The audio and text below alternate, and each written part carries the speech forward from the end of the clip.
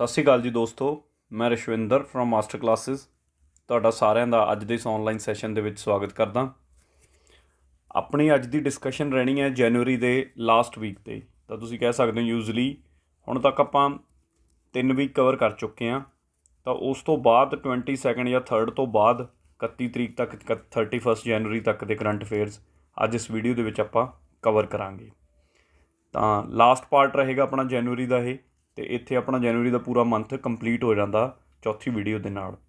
ਸ਼ੁਰੂ ਕਰਦੇ ਹਾਂ ਆਪਣੇ ਅੱਜ ਦੇ ਕਰੰਟ ਅਫੇਅਰਸ ਨੂੰ। ਸਭ ਤੋਂ ਪਹਿਲਾ ਸਵਾਲ, DRDO ਨੇ ਕਿਹੜੀ ਮਿਨਿਸਟਰੀ ਦੇ ਨਾਲ ਮਿਲ ਕੇ ਹੁਣੇ ਐਂਟਰ ਕੀਤਾ into a pact to collaborate geo hazard management. DRDO ਨੇ ਕਿਹੜੇ ਮੰਤਰਾਲੇ ਦੇ ਨਾਲ ਜੀਓ ਜੋਖਮ ਪ੍ਰਬੰਧਨ ਦਾ ਇੱਕ ਸਮਝੌਤਾ ਕੀਤਾ ਹੈ? ਕਰੈਕਟ ਆਨਸਰ ਇਹਦਾ ਹੈਗਾ ਜੀ D, road transport and highways ਵਾਲੇ ਮੰਤਰਾਲੇ ਨਾਲ। ਐਕਚੁਅਲ 'ਚ ਕੀ ਮੋਟਿਵ ਆ ਕਿ ਜਿਹੜਾ ਸਾਡੇ ਕੋਲ ਜਿਵੇਂ ਲੈਂਡ ਸਲਾਈਡਸ ਆ ਜਾਂਦੀਆਂ ਨੇ, ਠੀਕ ਹੈ, ਪਹਾੜਾਂ 'ਚ ਅਕਸਰ ਆਪਾਂ ਵੇਖਦੇ ਹਾਂ ਕਿ ਹੈ ਨਾ ਐਂ ਰੁੜੇ ਹੁੰਦੇ ਨੇ ਪਹਾੜ ਹੇਠਾਂ, ਅਵਲਾਂਚੀਜ਼ ਆ ਜਾਂਦੀਆਂ ਨੇ, ਇਹਨਾਂ ਨੂੰ ਮਤਲਬ ਇਹਨਾਂ ਦੀ ਮੈਨੇਜਮੈਂਟ ਨੂੰ ਲੈ ਕੇ ਹੈ। ਮੇਨ ਮੋਟਿਵ ਕੀ ਆ, ਓਬਜੈਕਟਿਵ ਕੀ ਹੈ ਕਿ ਜਿਹੜੇ ਸਨੋ ਬਾਊਂਡ ਏਰੀਆਜ਼ ਨੇ, ਜਿਵੇਂ ਰੋਹਤਾਂਗ, ਉੱਥੇ ਜਦੋਂ ਸਨੋ ਪੈਂਦੀ ਹੈ ਉਹ ਘੱਟ ਜਾਂਦਾ ਬਾਕੀ ਦੇਸ਼ ਨਾਲੋਂ, ਉਹ ਏਰੀਆ ਉੱਥੇ ਕੋਈ ਟਰਾਂਸਪੋਰਟੇਸ਼ਨ ਨਹੀਂ ਪਹੁੰਚ ਪਾਉਂਦੀ, ਮਤਲਬ ਆਲ ਵੈਦਰ ਦੇ ਵਿੱਚ ਉੱਥੇ ਕਨੈਕਟੀਵਿਟੀ ਬਣੀ ਰਵੇ, ਉਸ ਚੀਜ਼ ਨੂੰ ਸਹੀ ਦੇਣ ਵਾਸਤੇ ਦਿਸ਼ਾ ਇਹ ਜਿਹੜਾ ਪੈਕਟ ਹੈ ਸਾਈਨ ਕੀਤਾ ਗਿਆ। ਤਾਂ ਉਮੀਦ ਹੈ ਕਲੀਅਰ ਹੋ ਗਿਆ ਹੋਊ। ਅਗਲਾ ਸਵਾਲ, recently state government has renamed dragon fruit as a Kamalam. ਠੀਕ ਹੈ, ਹੁਣੇ ਕਿਹੜੀ ਸਟੇਟ ਗੌਰਮੈਂਟ ਨੇ, ਰਾਜ ਸਰਕਾਰ ਨੇ, ਠੀਕ ਹੈ, ਯਾਨੀ ਕਿ ਡਰੈਗਨ ਫਰੂਟ, ਇਹਨੂੰ ਡਰੈਗਨ ਫਰੂਟ ਬੋਲ ਦਿੱਤਾ ਜਾਂਦਾ ਬੇਸਿਕਲੀ, ਠੀਕ ਹੈ, ਡਰੈਗਨ ਫਰੂਟ ਹੀ ਆਉਣਾ ਚਾਹੀਦਾ ਇੱਥੇ, ਡਰੈਗਨ ਫਰੂਟ ਇਹਦਾ ਨਾਮ ਆ ਤਾਂ ਐਜ਼ ਇਟ ਇਜ਼ ਹੀ ਰਹੂਗਾ। ਤਾਂ ਡਰੈਗਨ ਫਰੂਟ ਦਾ ਨਾਮ ਕਮਾਲਮ ਰੱਖਿਆ ਹੈ। ਤਾਂ ਇਹਦਾ ਜਿਹੜਾ ਕਰੈਕਟ ਆਨਸਰ ਬਣਦਾ ਉਹ ਬਣਦਾ ਗੁਜਰਾਤ। ਗੁਜਰਾਤ ਦੇ CM ਨੇ ਨਾਮ ਹੈਗਾ ਵਿਜੇ ਰੂਪਾਨੀ।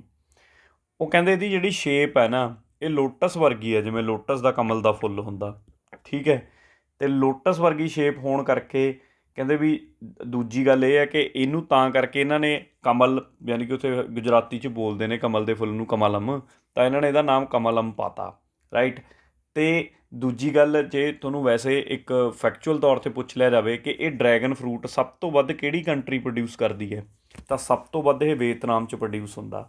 ਸਭ ਤੋਂ ਤਕੜਾ ਪ੍ਰੋਡਿਊਸਰ ਅਤੇ ਐਕਸਪੋਰਟਰ ਵੀਅਤਨਾਮ ਹੈ, ਇਹ ਗੱਲ ਨੂੰ ਯਾਦ ਰੱਖਿਆ ਜਾ ਸਕਦਾ। ਹੁਣ ਤਾਂ ਇੰਡੀਆ 'ਚ ਵੀ ਵਾਧੂ ਮਿਲਦਾ ਇਹ।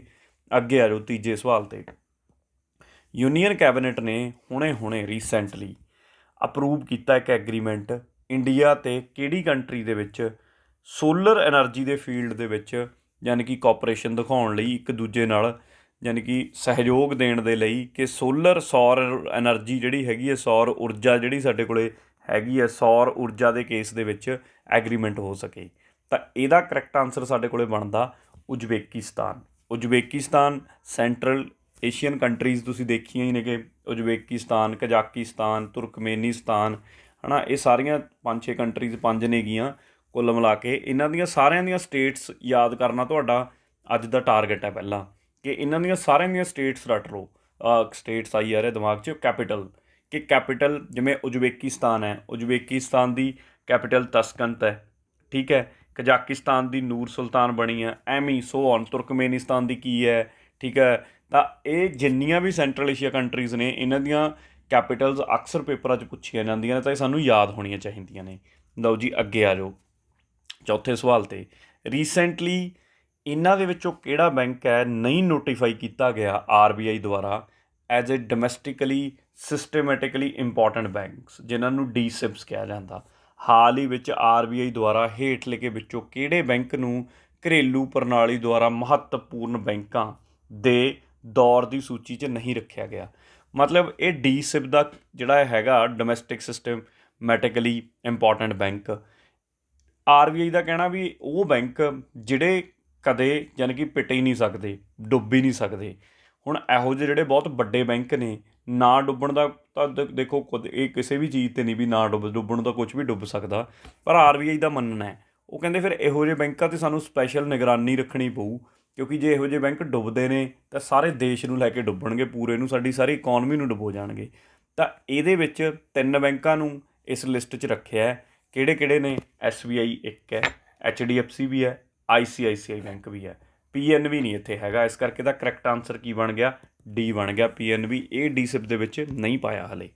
ਅੱਗੇ 5ਵਾਂ ਸਵਾਲ, ਰੀਸੈਂਟਲੀ ਕੈਬਨਿਟ ਨੇ ਅਪਰੂਵ ਕੀਤਾ ਇੰਨੇ ਕਰੋੜ ਦਾ, 5282 ਕਰੋੜ ਦੀ ਇਨਵੈਸਟਮੈਂਟ ਰਟਲੇ ਹਾਈਡਰੋ ਪਾਵਰ ਪ੍ਰੋਜੈਕਟ।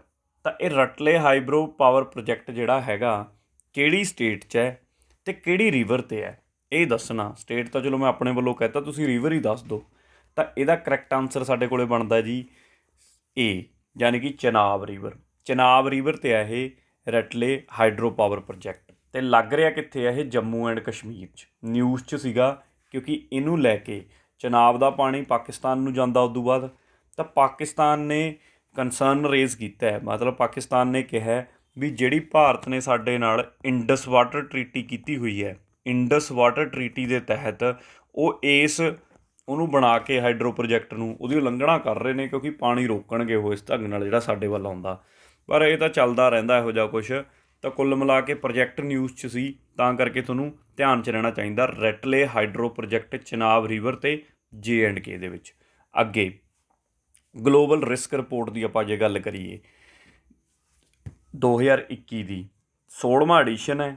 ਕਿਹਨੇ ਰਿਲੀਜ਼ ਕੀਤੀ ਆ ਹੁਣੇ? ਸਵਾਲ ਤਾਂ ਇਹ ਹੈ। ਤਾਂ ਰਿਲੀਜ਼ ਇਹ ਹੁਣੇ ਕੀਤੀ ਆ ਵਰਲਡ ਇਕੋਨਮਿਕ ਫੋਰਮ, ਜਿਹਨੂੰ WEF ਵੀ ਆਪਾਂ ਬੋਲ ਦਿੰਦੇ ਹਾਂ। ਗਲੋਬਲ ਜੋਖਮਾਂ ਦੀ ਰਿਪੋਰਟ 2021, 16ਵੀਂ ਰਿਪੋਰਟ ਸੀ ਇਹ, ਠੀਕ ਹੈ। ਵਰਲਡ ਆਰਥਿਕ ਫੋਰਮ ਜਾਂ ਵਰਲਡ ਇਕੋਨਮਿਕ ਫੋਰਮ ਕਹਿ ਦਿੱਤਾ ਜਾਂਦਾ, ਉਹਨੇ ਬਣਾਈ ਹੈ। ਇਹਨਾਂ ਦਾ ਕੀ ਕਹਿਣਾ ਹੈ?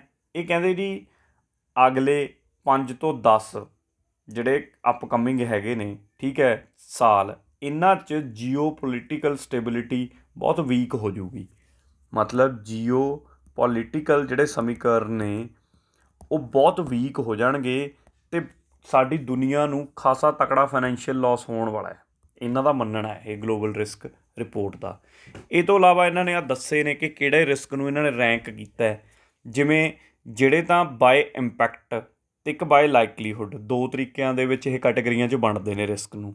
ਲਾਈਕਲੀਹੁੱਡ 'ਚ ਤਾਂ ਇਹ ਸਭ ਤੋਂ ਵੱਧ ਮੰਨਦੇ ਨੇ ਕਿ ਐਕਸਟ੍ਰੀਮ ਵੈਦਰ ਹੀ ਸਭ ਤੋਂ ਖਤਰਨਾਕ ਹੈ, ਵੀ ਜਿਵੇਂ ਆਪਣੀ ਗਲੋਬਲ ਵਾਰਮਿੰਗ ਵੱਧ ਰਹੀ ਹੈ ਉਸ ਹਿਸਾਬ ਨਾਲ ਸਮੁੰਦਰਾਂ ਦਾ ਲੈਵਲ ਅਪ ਹੋ ਰਿਹਾ ਹੈ, ਤਾਂ ਇਹੀ ਸਭ ਤੋਂ ਖਤਰਨਾਕ ਰਿਸਕ ਹੈ ਅੱਜ ਦੇ ਟਾਈਮ ਦੁਨੀਆ 'ਤੇ। ਪਰ ਇੰਪੈਕਟ ਦੇ ਹਿਸਾਬ ਨਾਲ ਜਿਹੜਾ ਅਸਰ ਦਿਖਾਉਂਦਾ ਉਹ ਪਹਿਲਾਂ ਇਹ ਕਿਤੇ 8ਵੇਂ 9ਵੇਂ ਪਤਾ ਨਹੀਂ 10ਵੇਂ ਨੰਬਰ 'ਤੇ ਸੀਗਾ ਇਸ ਤੋਂ ਪਹਿਲਾਂ ਪਿਛਲੀ ਰਿਪੋਰਟ 'ਚ। ਇਹਨੇ ਕਰੋਨਾ ਨੇ ਇੱਕਦਮ ਦੇਖੋ ਜੰਪ ਕਰਾ ਕੇ 1 'ਤੇ ਲਿਆਤਾ, ਹੁਣ ਫੀਲ ਹੋਣ ਲਾਤਾ ਵੀ ਇਨਫੈਕਸ਼ੀਅਸ ਡਿਜ਼ੀਜ਼ ਵੀ ਕੀ ਕੁਛ ਕਰ ਸਕਦੇ ਨੇ, ਠੀਕ ਹੈ। ਤਾਂ ਬਾਏ ਇੰਪੈਕਟ ਦੇ ਨਾਲ ਸਭ ਤੋਂ ਪਹਿਲਾ ਰੈਂਕ ਇਹਨਾਂ ਨੇ ਕਿਹਨੂੰ ਦਿੱਤਾ? ਇਨਫੈਕਸ਼ੀਅਸ ਡਿਜ਼ੀਜ਼ ਨੂੰ ਦਿੱਤਾ। ਉਮੀਦ ਆ ਗੱਲ ਕਲੀਅਰ ਹੋ ਗਈ ਹੋਊਗੀ। ਅਗਲੇ ਸਵਾਲ 'ਤੇ ਚੱਲਦੇ ਹਾਂ। ਅਗਲਾ ਸਵਾਲ ਮੇਰੇ ਕੋਲ ਕੀ ਹੈ ਕਿ ਹੁਣੇ ਸਾਡੇ ਕੋਲ ਜਿਹੜਾ HAL ਹੈ, ਹਿੰਦੁਸਤਾਨ ਐਰੋਨੋਟਿਕਸ ਲਿਮਟਿਡ ਕੰਪਨੀ ਹੈ ਸਾਡੀ, ਉਹਨੇ ਸਕਸੈਸਫੁਲੀ ਟੈਸਟ ਫਾਇਰ ਕੀਤੀ ਹੈ 100 ਕੀ ਹੈ? Smart anti airfield weapon. ਕਿਹਦੇ ਤੋਂ? ਇੱਕ ਸਾਡਾ ਹੌਕਾਈ ਆ, ਦੇਖ ਲਓ ਤੁਸੀਂ, ਆ ਲੜਾਕੂ ਵਿਮਾਨ ਹੈ, ਇਹਨੂੰ ਹੌਕਾਈ ਇਹਦਾ ਨਾਮ ਆ। ਇਹਦੇ ਤੋਂ ਇਹ ਕਿਹਨੇ ਡਿਵੈਲਪ ਕੀਤਾ ਇਹ ਵੈਪਨ? ਤਾਂ ਗੱਲ ਇਹ ਹੈ, ਦੇਖੋ ਵੈਸੇ ਤਾਂ ਜੇ HAL ਨੇ ਕੀਤਾ, ਕਈ ਸੋਚ ਸਕਦੇ ਨੇ ਵੀ ਸ਼ਾਇਦ HAL ਨਹੀਂ ਬਣਾਈ ਹੋਊ ਹਿੰਦੁਸਤਾਨ ਐਰੋਨੋਟਿਕਸ ਲਿਮਟਿਡ ਨੇ, ਪਰ ਨਹੀਂ, ਟੈਸਟ ਫਾਇਰ ਇਹਨਾਂ ਨੇ ਕੀਤੀ ਹੈ, ਪਰ ਇਹਨੂੰ ਬਣਾਇਆ ਹੈਗਾ DRDO ਨੇ। ਇਸ ਵੈਪਨ ਨੂੰ DRDO ਨੇ ਬਣਾਇਆ, ਠੀਕ ਹੈ। ਅਤੇ ਇਹਨੇ ਸਕਸੈਸਫੁਲੀ ਇਹਨੂੰ ਕੀ ਕੀਤਾ? ਕੰਡਕਟ ਕੀਤਾ। ਕਾਹਦੇ ਲਈ ਇਹ ਬੇਸਿਕਲੀ ਜਿਹੜਾ ਇਹ ਵੈਪਨ ਹੈਗਾ, ਜਿਵੇਂ ਰਡਾਰ ਹੋ ਗਈ, ਰਡਾਰ ਨੂੰ ਡਿਸਟਰੋਏ ਕਰਨਾ ਹੈ, ਠੀਕ ਹੈ, ਦੁਸ਼ਮਣ ਦੇ ਬੰਕਰਾਂ ਨੂੰ ਡਿਸਟਰੋਏ ਕਰਨਾ, ਬੰਕਰਾਂ ਨੂੰ ਡਿਸਟਰੋਏ ਕਰ ਸਕਦੀ ਹੈ। ਇਹਦੀ ਰੇਂਜ ਅਰਾਊਂਡ 100 ਕਿਲੋਮੀਟਰ ਦੀ ਰੇਂਜ ਇਹਦੀ ਮੰਨੀ ਗਈ ਹੈ ਇਸ ਵੈਪਨ ਦੀ, ਜਿਹੜਾ ਇਹਨਾਂ ਨੇ ਬਣਾਇਆ ਹੈ। ਅਤੇ ਐਜ਼ ਵੈਲ ਐਜ਼ 125 ਕਿਲੋ ਦੇ ਅਰਾਊਂਡ ਓਵਰਲੋਡ, ਜਾਣੀ ਕਿ ਓਵਰਹੈੱਡ ਲੈ ਕੇ ਉੱਡ ਸਕਦਾ। ਮਤਲਬ ਇੰਨਾ ਬਰੂਦ ਕਹਿ ਸਕਦੇ ਹੋ ਤੁਸੀਂ ਇਹਦੇ 'ਚ ਪੈ ਸਕਦਾ, ਇੰਨਾ ਨੁਕਸਾਨਦਾਇਕ ਇਹ ਹੋ ਸਕਦਾ ਵੈਪਨ।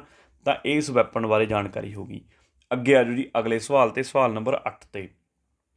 ਕਿਹੜੀ ਸਟੇਟ ਦਾ CM ਹੈ ਜਿਹਨੇ ਹੁਣੇ ਹਰੀ ਝੰਡੀ ਦਿਖਾਈ ਹੈ ਕਿਹਨੂੰ? ਮੋਬਾਈਲ ਡਿਸਪੈਂਸਿੰਗ ਯੂਨਿਟਸ ਨੂੰ for door delivery of ration supplies.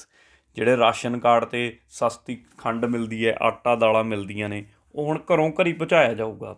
ਇਹ ਇਨੀਸ਼ੀਏਟਿਵ ਕਿਹੜੀ ਸਰਕਾਰ ਦੇ ਮੁੱਖ ਮੰਤਰੀ ਦਾ? ਕੁਐਸਚਨ ਇਹ ਹੈ। ਤਾਂ ਕੁਐਸਚਨ ਦਾ ਸਹੀ ਆਨਸਰ ਹੈਗਾ C, ਆਂਧਰਾ ਪ੍ਰਦੇਸ਼ ਦੇ CM ਦਾ। ਅਤੇ ਆਂਧਰਾ ਪ੍ਰਦੇਸ਼ ਦੇ CM ਦਾ ਨਾਮ ਕੀ ਹੈ? YSJ ready, YS Jagmohan ready ਪੂਰਾ ਨਾਮ ਹੈ। ਡੋਰ ਟੂ ਡੋਰ ਡਿਲੀਵਰੀ ਕਰਨਗੇ ਵਹੀਕਲਸ ਦੇ ਥਰੂ, ਘਰਾਂ ਤੱਕ ਪਹੁੰਚਾਇਆ ਜਾਊਗਾ, ਸਮਝ ਗਏ। ਆਂਧਰਾ ਪ੍ਰਦੇਸ਼ ਬਾਰੇ ਕੁਛ ਕੁ ਗੱਲਾਂ ਤੁਹਾਨੂੰ ਪਤਾ ਹੋਣੀਆਂ ਚਾਹੀਦੀਆਂ ਨੇ। 1953 ਦੇ ਵਿੱਚ ਪਹਿਲੀ ਸਟੇਟ ਸੀ ਜਿਹਨੂੰ ਲਿੰਗੁਇਸਟਿਕ ਭਾਸ਼ਾ ਦੇ ਆਧਾਰ 'ਤੇ ਅਲੱਗ ਕੀਤਾ ਗਿਆ ਸੀ। ਲਿੰਗੁਇਸਟਿਕ ਬੇਸ 'ਤੇ ਪਹਿਲੀ ਸਟੇਟ ਅਲੱਗ ਕੱਢੀ ਗਈ ਸੀ ਆਂਧਰਾ ਪ੍ਰਦੇਸ਼।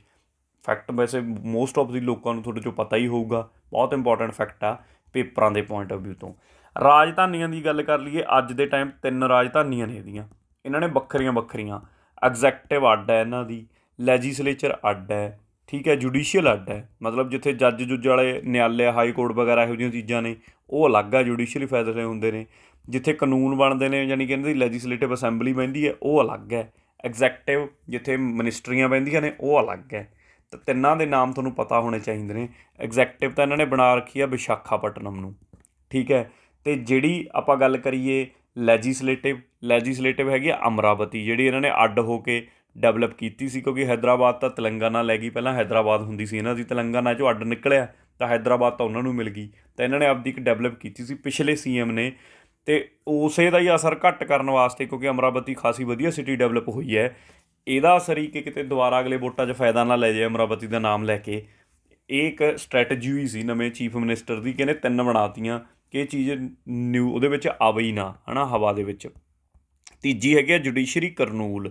ਤਿੰਨਾਂ ਨੂੰ ਯਾਦ ਰੱਖਿਓ, ਪੇਪਰ 'ਚ ਕਿਸੇ ਨਾ ਕਿਸੇ ਦੇ ਵਿੱਚ ਸਵਾਲ ਬਣ ਸਕਦਾ ਹੈ। ਲਓ ਜੀ ਅੱਗੇ ਆ ਜਾਓ। Name the Indian mathematician who has recently won the prestigious Michael and Sheila Held prize. ਉਸ ਭਾਰਤੀ ਗਣਿਤ ਵਿਗਿਆਨੀ ਦਾ ਨਾਮ ਦੱਸੋ ਜਿਹਨੇ ਹਾਲ ਹੀ ਵਿੱਚ ਨਾਮਵਰ ਮਾਈਕਲ ਐਂਡ ਸ਼ੀਲਾ ਦਾ ਪੁਰਸਕਾਰ 2021 ਜਿੱਤਿਆ। ਸਿੱਧਾ ਫੈਕਚੁਅਲ ਸਵਾਲ ਹੈ, ਕੋਈ ਬਾਹਲਾ ਇਹਦੇ ਵਿੱਚ ਤਾਂ ਕੁਛ ਗੱਲਬਾਤ ਹੈ ਹੀ ਨਹੀਂ, ਠੀਕ ਹੈ। ਤਾਂ ਕਰੈਕਟ ਆਨਸਰ ਸਾਡੇ ਕੋਲ ਕੀ ਹੈ? ਕਰੈਕਟ ਆਨਸਰ ਏ, ਨਿਖਿਲ ਸ਼੍ਰੀਵਾਸਤਵਾ। ਨਿਖਿਲ ਸ਼੍ਰੀਵਾਸਤਵਾ ਬੇਸਿਕਲੀ ਭਾਰਤੀ ਓਰੀਜਨ ਦੇ ਨੇ। ਇਹ ਯੂਨੀਵਰਸਿਟੀ ਆਫ ਕਿੱਥੇ ਨੇ? ਯੂਨੀਵਰਸਿਟੀ ਆਫ ਕੈਲੀਫੋਰਨੀਆ ਤੋਂ ਸੀ। ਕੈਲੀਫੋਰਨੀਆ ਦੇ ਵਿੱਚ ਜੋਬ ਕਰਦੇ ਨੇ as a university of California 'ਚ। ਤਾਂ ਇਹਨਾਂ ਨੂੰ ਦਿੱਤਾ ਗਿਆ। ਇਹਨਾਂ ਨੇ ਬੇਸਿਕਲੀ ਨਾ ਰਾਮਾਨੁਜਨ ਦੇ ਗ੍ਰਾਫ ਦੇ ਉੱਤੇ ਕੋਈ ਪ੍ਰੋਬਲਮ ਸੀ, ਠੀਕ ਹੈ। ਰਾਮਾਨੁਜਨ, ਵੈਸੇ ਇਹਨਾਂ ਡੂੰਘਾ ਪੁੱਛਦੇ ਨਹੀਂ, ਰਾਮਾਨੁਜਨ ਗ੍ਰਾਫਸ, ਇਹ ਗ੍ਰਾਫਸ ਦੇ ਵਿੱਚ ਕੋਈ ਸੋਧ ਕੀਤੀ ਹੈ ਇਹਨਾਂ ਨੇ, ਯਾਨੀ ਕਿ ਇਹ ਕੋਈ ਪ੍ਰੋਬਲਮ ਸੀ, ਇਹ ਪ੍ਰੋਬਲਮ ਨੂੰ ਇਹਨਾਂ ਨੇ ਹੱਲ ਕੀਤਾ, ਜਿਹਦੇ ਕਰਕੇ ਇਹਨਾਂ ਨੂੰ ਇਹ ਪ੍ਰਾਈਜ਼ ਦਿੱਤਾ ਗਿਆ, ਠੀਕ ਹੈ। ਤਾਂ ਇਹ ਗੱਲ ਵੀ ਯਾਦ ਰੱਖੀ ਜਾ ਸਕਦੀ ਹੈ ਇੰਡੀਆ ਦੇ ਐਂਗਲ ਤੋਂ ਕਿ ਰਾਮਾਨੁਜਨ ਗ੍ਰਾਫ ਨਾਲ ਰਿਲੇਟਡ ਕੋਈ ਚੀਜ਼ ਸੀ। ਅਗਲੇ ਸਵਾਲ 'ਤੇ ਆ ਜਾਓ ਜੀ। ਸਵਾਲ ਨੰਬਰ 10ਵਾਂ। ਅੰਡੇਮਾਨ ਅਤੇ ਨਿਕੋਬਾਰ ਕਮਾਂਡ ਨੇ ਕੰਡਕਟ ਕੀਤੀ ਹੈ large scale joint military exercise. Joint ਦਾ ਮਤਲਬ ਕੀ ਹੈ ਕਿ ਇੱਥੇ ਏਅਰ ਫੋਰਸ ਵੀ ਹੈ, ਇੱਥੇ ਮਿਲਟਰੀ ਵੀ ਹੈ, ਇੱਥੇ ਨੇਵੀ ਵੀ ਹੈ, ਇੱਥੇ ਕੋਸਟਲ ਗਾਰਡ ਵੀ ਹੈ, ਸਾਰਿਆਂ ਨੇ ਇਕੱਠੇ ਹੋ ਕੇ ਕੀਤੀ ਹੈ। ਇਹਦਾ ਨਾਮ ਕੀ ਹੈ? ਕਾਫੀ ਇੰਪੋਰਟੈਂਟ ਕੁਐਸਚਨ ਹੈ, ਧਿਆਨ 'ਚ ਰੱਖਿਓ। ਨਾਮ ਹੈਗਾ ਕਵਚ। ਕਵਚ ਸਾਰਿਆਂ ਨੇ ਇਕੱਠੇ ਮਿਲ ਕੇ ਇਹ ਐਕਸਰਸਾਈਜ਼ ਕੀਤੀ ਹੈ ਅੰਡੇਮਾਨ ਨਿਕੋਬਾਰ ਦੇ ਵਿੱਚ। ਇੰਪੋਰਟੈਂਟ ਸਵਾਲ ਆ, ਧਿਆਨ 'ਚ ਰੱਖਿਓ। ਅੱਗੇ, ਵਰਲਡ ਦਾ renowned crack K49 QT quick reaction team news ਦੇ ਵਿੱਚ ਸੀ। ਇਹ ਕਿਹਨੂੰ ਬਿਲੋਂਗ ਕਰਦੀ ਹੈ? ਮਤਲਬ ਇਹ ਅੱਡ ਅੱਡ ਇਹਨਾਂ ਨੇ ਯੂਨਿਟਾਂ ਹੀ ਕੱਢੀਆਂ ਹੁੰਦੀਆਂ ਨੇ ਸਪੈਸ਼ਲ ਕੰਮਾਂ ਵਾਸਤੇ, ਜਾਂ CRPF 'ਚੋਂ ਹੋਊ ਜਾਂ ITBP ਜੋ ਹੋਊਗਾ, ਠੀਕ ਹੈ। ਤਾਂ ਇਹੀ ਦੱਸਿਆ ਕਿ crack K9 QRT quick reaction, ਇੱਕਦਮ ਰਿਐਕਸ਼ਨ ਕਰੇ, ਜਿਹੜੀ ਝੱਟ ਪਹੁੰਚ ਜਾਂਦੀ ਆ ਉੱਥੇ। ਇਹ ਇਹਨਾਂ ਦੇ ਵਿੱਚੋਂ ਕਿਹੜੇ ਮਤਲਬ ਉਹਨੂੰ ਬਿਲੋਂਗ ਕਰਦੀ ਹੈ ਜਿਹੜੀ ਸਾਡੀਆਂ ਪੈਰਾਮਿਲਟਰੀ ਫੋਰਸਿਸ ਨੇ? ਤਾਂ ਇਹਦਾ ਕਰੈਕਟ ਆਨਸਰ ਸਾਡੇ ਕੋਲ ਹੈਗਾ B, ਯਾਨੀ ਕਿ ITBP, ਇੰਡੋ ਤਿੱਬਤੀਅਨ ਬਾਰਡਰ ਪੁਲਿਸ, ਇਹਨਾਂ ਨੂੰ ਬਿਲੋਂਗ ਕਰਦੀ ਹੈ। ਵੈਸੇ ਪਤਾ ਕੀ ਹੈ ਕਿਉਂ ਨਿਊਜ਼ 'ਚ ਹੈ? ਇਹ ਡੌਗਸ ਦੀ ਹੈ ਪੂਰੀ ਦੀ ਪੂਰੀ, ਮਤਲਬ ਕੁੱਤੇ ਨੇਗੇ ਜਿਹੜੇ ਕਿ ਇੰਨੇ ਟ੍ਰੇਨਡ ਕੀਤੇ ਹੋਏ ਨੇ। ਸਾਡਾ ਇੰਡੀਆ ਗੇਟ ਹੋ ਗਿਆ, ਰਾਜਪਥ ਹੋ ਗਿਆ, ਇਹਨਾਂ ਨੂੰ ਇਹੀ ਸਿਕਿਉਰ ਕਰਦੇ ਨੇ। ਡੌਗਸ ਦੀ ਟੀਮ ਹੈ ਪੂਰੀ ਇਹ ਜਿਹੜੀ ਕਰੈਕ K49 ਹੈ। ਲੋਕਾਂ ਨਾਲ, ਸਿਵਲੀਅਨਾਂ ਨਾਲ ਕਿਵੇਂ ਬਿਹੇਵ ਕਰਨਾ, ਸਭ ਕੁਛ A to Z fully trained ਕੀਤੇ ਹੋਏ ਨੇ ਇਹ। ਤਾਂ ਕਾਫੀ ਨਿਊਜ਼ ਦੇ ਵਿੱਚ ਸੀ, ਤਾਂ ਇਹਦਾ ਧਿਆਨ ਰੱਖਿਓ, ਕਰੈਕ K9 QRT। ਅੱਗੇ ਆ ਜਾਓ, 12ਵਾਂ ਕੁਐਸਚਨ।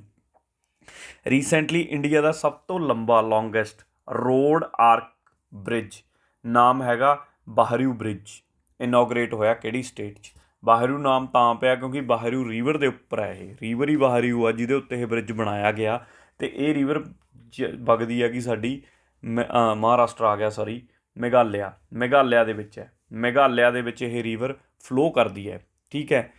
ਅਤੇ ਜੇ ਮੇਘਾਲਿਆ ਬਾਰੇ ਗੱਲ ਕਰ ਲਈਏ, ਅਸਾਮ ਦੇ ਵਿੱਚੋਂ ਕੱਢਿਆ ਗਿਆ ਸੀ ਇਹ, ਪਹਿਲਾਂ ਅਸਾਮ ਦਾ ਹਿੱਸਾ ਹੁੰਦਾ ਸੀ। ਅਸਾਮ 'ਚੋਂ 3 ਜ਼ਿਲ੍ਹੇ ਸੀ ਖਾਸ ਕਰਕੇ, ਕਿਹੜੇ ਕਿਹੜੇ? ਖਾਸੀ, ਜੈਂਤੀਆ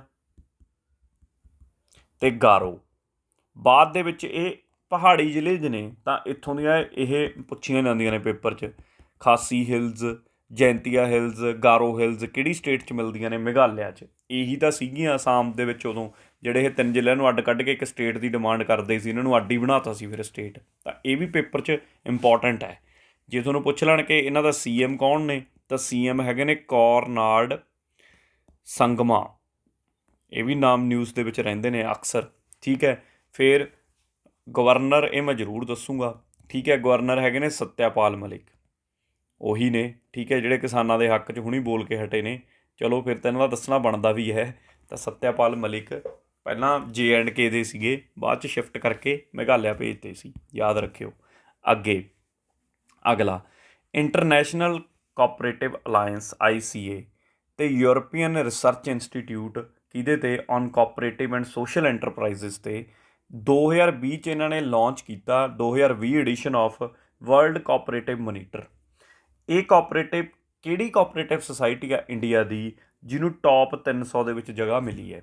ਠੀਕ ਹੈ, ਅੰਤਰਰਾਸ਼ਟਰੀ ਸਹਿਕਾਰੀ ਅਲਾਇੰਸ ਅਤੇ ਯੂਰਪੀਅਨ ਰਿਸਰਚ ਇੰਸਟੀਟਿਊਟ, ਦੋ ਕੋਈ ਔਰਗਨਾਈਜੇਸ਼ਨਾਂ ਨੇ ਜਿਹੜੀਆਂ ਕੋਆਪਰੇਟਿਵਸ ਐਂਡ ਸੋਸ਼ਲ ਐਂਟਰਪ੍ਰਾਈਜ਼ਸ ਨੇ ਵਿਸ਼ਵ ਸਹਿਕਾਰੀ ਨਿਗਰਾਨ ਦੇ 2020 ਐਡੀਸ਼ਨ ਦੀ ਸ਼ੁਰੂਆਤ ਕੀਤੀ।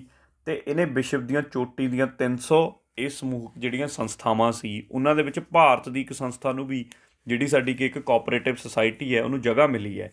ਤਾਂ ਉਹਦਾ ਨਾਮ ਹੈਗਾ IFFCO। ਔਰ ਤੁਸੀਂ ਦੇਖ ਸਕਦੇ ਹੋ IFFCO ਨੂੰ ਕਿਹਦੇ ਬਿਹਾਫ 'ਤੇ?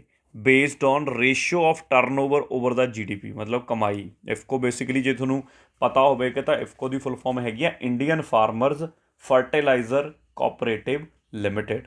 1967 'ਚ ਬਣਾਈ ਸੀ IFFCO ਇੰਡੀਆ ਦੇ ਵਿੱਚ, ਅਤੇ ਮੇਨਲੀ ਕਿਹਦੇ ਬਿਹਾਫ 'ਤੇ? ਕਮਾਈ ਬਹੁਤ ਹੈ ਇਹਨਾਂ ਦੀ, ਠੀਕ ਹੈ। ਤਾਂ ਇਸ ਕਰਕੇ ਇਹਨੂੰ ਇਹ ਪ੍ਰਾਈਜ਼ ਦਿੱਤਾ ਗਿਆ। ਅੱਗੇ ਆ ਜਾਓ, 14ਵਾਂ, ਕਿਹੜੀ ਪੁਲਿਸ ਅਕੈਡਮੀ ਹੈ ਜਿਹੜੀ ਰੇਟ ਕੀਤੀ ਗਈ ਆ ਬੈਸਟ ਸਾਡੀ ਕੰਟਰੀ 'ਚ? ਕਾਹਦੇ ਲਈ? For training the gazetted officer. ਜਿਹੜੇ ਗੈਜਟਡ ਆਫਿਸਰ ਟ੍ਰੇਨ ਕੀਤੇ ਜਾਂਦੇ ਨੇ ਉਹਨਾਂ ਨੂੰ, ਜਿਵੇਂ ਹਰ ਜਗ੍ਹਾ ਨੇ ਟ੍ਰੇਨਿੰਗ ਵਾਸਤੇ, ਹਰ ਸਟੇਟ ਨੇ ਆਪਣੇ, ਜਿਵੇਂ PCS ਜਾਂ ਕੋਈ ਹੋਰ ਗੈਜਟਡ ਆਫਿਸਰ ਲਾਉਣੇ ਨੇ ਤਾਂ ਉਹਨਾਂ ਨੂੰ ਪਹਿਲਾਂ ਟ੍ਰੇਨਿੰਗ ਪ੍ਰੋਵਾਈਡ ਕੀਤੀ ਜਾਂਦੀ ਹੈ। ਤਾਂ ਟ੍ਰੇਨਿੰਗ ਦੇ ਵਿੱਚ ਇਹਨਾਂ 'ਚ ਦੱਸਣੀ ਆ ਪੰਜਾਬ ਦੀ ਪੁਲਿਸ ਅਕੈਡਮੀ ਜਾਂ ਕਿਹੜੀ ਨੂੰ ਬੈਸਟ ਕੱਢਿਆ ਗਿਆ। ਕੱਢਿਆ ਕਿਹਦੇ ਦੁਆਰਾ ਗਿਆ? BPRD, ministry of home affairs ਦੇ ਅੰਡਰ ਆਉਂਦੀ ਹੈ। ਪਹਿਲਾਂ ਮੈਂ ਕਰੈਕਟ ਆਨਸਰ ਦੱਸ ਦਿਆਂ। ਇਹਦਾ ਕਰੈਕਟ ਆਨਸਰ ਸਾਡੇ ਕੋਲ ਹੈਗਾ B, ਰਾਜਸਥਾਨ। ਰਾਜਸਥਾਨ ਦੀ ਜਿਹੜੀ ਮੇਰੇ ਕੋਲ ਪੁਲਿਸ ਅਕੈਡਮੀ ਹੈ ਉਹਨੂੰ ਬੈਸਟ ਕੱਢਿਆ ਗਿਆ। ਹੁਣ ਆਹ ਕੀ ਚੀਜ਼ ਆ BPRD? ਇਹ ਹੈਗੀ ਆ bureau of police research and development. 1970 'ਚ ਬਣਾਈ ਸੀ bureau of police research and development. Home affair ministry ਯਾਨੀ ਕਿ ਅਮਿਤ ਸ਼ਾਹ ਜੀ ਦੇ ਅੰਡਰ ਕੰਮ ਕਰਦੀ ਹੈ। ਅਗਲਾ ਸਵਾਲ ਆ ਜਾਓ, ਨੈਸ਼ਨਲ ਮਾਈਗ੍ਰੇਸ਼ਨ ਸਪੋਰਟ ਪੋਰਟਲ ਸ਼ਰਮ ਸ਼ਕਤੀ ਹੁਣੇ ਕਿਹੜੀ ਮਿਨਿਸਟਰੀ ਨੇ ਲਾਂਚ ਕੀਤਾ? ਠੀਕ ਹੈ, ਤਾਂ ਕੌਮੀ ਮਾਈਗ੍ਰੇਸ਼ਨ ਪੋਰਟਲ ਸ਼ਕਤੀ ਨਹੀਂ, ਸ਼ਰਮ ਸ਼ਕਤੀ ਸੀ ਇਹਦੇ ਆਉਣਾ, ਠੀਕ ਹੈ, ਇਹਨੂੰ ਕਰੈਕਟ ਕਰ ਲਿਓ। ਹਾਲ ਹੀ ਵਿੱਚ ਕਿਹੜੇ ਮੰਤਰਾਲੇ ਦੁਆਰਾ ਲਾਂਚ ਕੀਤਾ ਗਿਆ ਹੈ? ਤਾਂ ਕਰੈਕਟ ਆਨਸਰ ਇਹਦਾ ਹੈਗਾ ਜੀ ਸਾਡੇ ਕੋਲੇ C, ਯਾਨੀ ਕਿ ਟਰਾਈਬਲ ਅਫੇਅਰ ਮਿਨਿਸਟਰੀ ਦੁਆਰਾ। ਤਾਂ ਟਰਾਈਬਲ ਅਫੇਅਰ ਮਿਨਿਸਟਰੀ ਨੇ, ਇਹਦਾ ਕੰਮ ਕੀ ਆ ਬੇਸਿਕਲੀ? ਇਹਦਾ ਕੰਮ ਇਹ ਹੈ ਕਿ ਇਹ ਜਿੰਨੇ ਮਾਈਗ੍ਰੇਟ ਵਰਕਰਸ ਨੇ, ਜਿਵੇਂ ਬਹੁਤ ਸਾਰੇ ਲੋਕ ਬਿਹਾਰ ਦੇ ਲੋਕ ਕਿੱਥੇ ਕਿੱਥੇ ਰਹਿੰਦੇ ਨੇ, ਆਪਣੇ ਲੁਧਿਆਣੇ 'ਚ ਕਿੰਨੇ ਨੇ, ਉਰੇ ਕੰਮ ਕਰਨ ਵਾਸਤੇ ਆ ਜਾਂਦੇ ਨੇ, ਉਹਨਾਂ ਦਾ ਸਾਰਾ ਡਾਟਾ ਕਲੈਕਟ ਕਰਨਾ, ਅਤੇ ਕਲੈਕਟ ਕਰਕੇ ਬਾਅਦ 'ਚ ਜਿਹੜੀਆਂ ਇਹਨਾਂ ਵਾਸਤੇ ਸਕੀਮਾਂ ਚਲਾਈਆਂ ਜਾਂਦੀਆਂ ਨੇ, ਜਿਹੜੇ ਆਪਣੇ ਕੋਲ ਇਹ ਮਾਈਗ੍ਰੇਸ਼ਨ ਪਾਪੂਲੇਸ਼ਨ ਆ ਜਾਂਦੀ ਹੈ, ਉੱਥੇ ਉਹ ਸਕੀਮਾਂ ਦਾ ਉਹਨਾਂ ਨੂੰ ਲਾਭ ਦਿੱਤਾ ਜਾ ਸਕੇ। ਤਾਂ ਇਸ ਕਰਕੇ ਇਹ ਲਾਂਚ ਕੀਤਾ ਗਿਆ। ਇੱਕ ਇਹਨਾਂ ਨੇ ਹੋਰ ਵੀ ਨਾਲ ਹੀ ਇੱਥੇ, ਉਹਦਾ ਨਾਮ ਵੀ ਸੇਮ ਹੀ ਆ, ਉਹਦਾ ਨਾਮ ਹੈਗਾ ਸਾਡੇ ਕੋਲ ਸ਼ਰਮ ਸਾਥੀ। ਇਹ ਵੀ ਲਾਂਚ ਕੀਤਾ ਇਹਨਾਂ ਨੇ। ਸ਼ਰਮ ਸਾਥੀ ਹੈ ਕੀ ਹੈ? ਇਹਨੂੰ ਬੇਸਿਕਲੀ ਜੇ ਮੈਂ ਗੱਲ ਕਰਾਂ, ਇੱਕ ਮੋਡਿਊਲ ਹੈ, ਟਰਾਈਬਲ ਟ੍ਰੇਨਿੰਗ ਮੋਡਿਊਲ ਹੈ, ਕਿ ਟਰਾਈਬਲ ਲੋਕਾਂ ਨੂੰ ਟ੍ਰੇਨਿੰਗ ਕਿਵੇਂ ਪ੍ਰੋਵਾਈਡ ਕੀਤੀ ਜਾਵੇ ਕਿ ਤੁਸੀਂ ਆਪਣਾ ਕੰਮ ਵੀ ਐਂਟਰਪ੍ਰੇਨੋਰਸ਼ਿਪ ਕਰੋ, ਕੋਈ ਆਪਣਾ ਕੰਮ ਤੋਰੋ, ਅਤੇ ਉਹਦੇ 'ਚ ਟ੍ਰੇਨਿੰਗ ਪ੍ਰੋਵਾਈਡ ਕਰੂਗਾ ਇਹ। ਅਤੇ ਇੱਥੇ ਇੱਕ ਸਵਾਲ ਵਧੀਆ ਬਣ ਜਾਂਦਾ ਕਿ ਟਰਾਈਬਲ ਅਫੇਅਰ ਮਿਨਿਸਟਰ ਕੌਣ ਆ ਸਾਡਾ? ਤਾਂ ਉਹਨਾਂ ਦਾ ਨਾਮ ਹੈਗਾ ਜੀ ਸਾਡੇ ਟਰਾਈਬਲ ਅਫੇਅਰ ਮਿਨਿਸਟਰ ਦਾ। ਦੱਸ ਸਕਦਾ ਕੋਈ? ਚਲੋ ਫਿਰ ਕਮੈਂਟ ਬਾਕਸ 'ਚ ਹੀ ਦੱਸ ਦਿਓ, ਠੀਕ ਹੈ। ਵੈਸੇ ਤਾਂ ਚਲੋ ਕੋਈ ਗੱਲ ਨਹੀਂ, ਹੁਣ ਕਮੈਂਟ ਬਾਕਸ 'ਚ ਹੀ ਦੱਸ ਦਿਓ, ਦੇਖਦੇ ਹਾਂ ਕੌਣ ਆਨਸਰ ਕਰ ਪਾਉਂਦਾ ਹੈ। ਰੀਸੈਂਟਲੀ, ਗੂਗਲ ਨਹੀਂ ਕਰਨਾ, ਐਵੇਂ ਹੀ ਆਨਸਰ ਕਰੋ, ਠੀਕ ਹੈ। ਰੀਸੈਂਟਲੀ ਰੀਸਵਾਇਮ ਸਕੀਮ ਲਾਂਚਡ ਇਨ ਵਿਚ ਸਟੇਟ?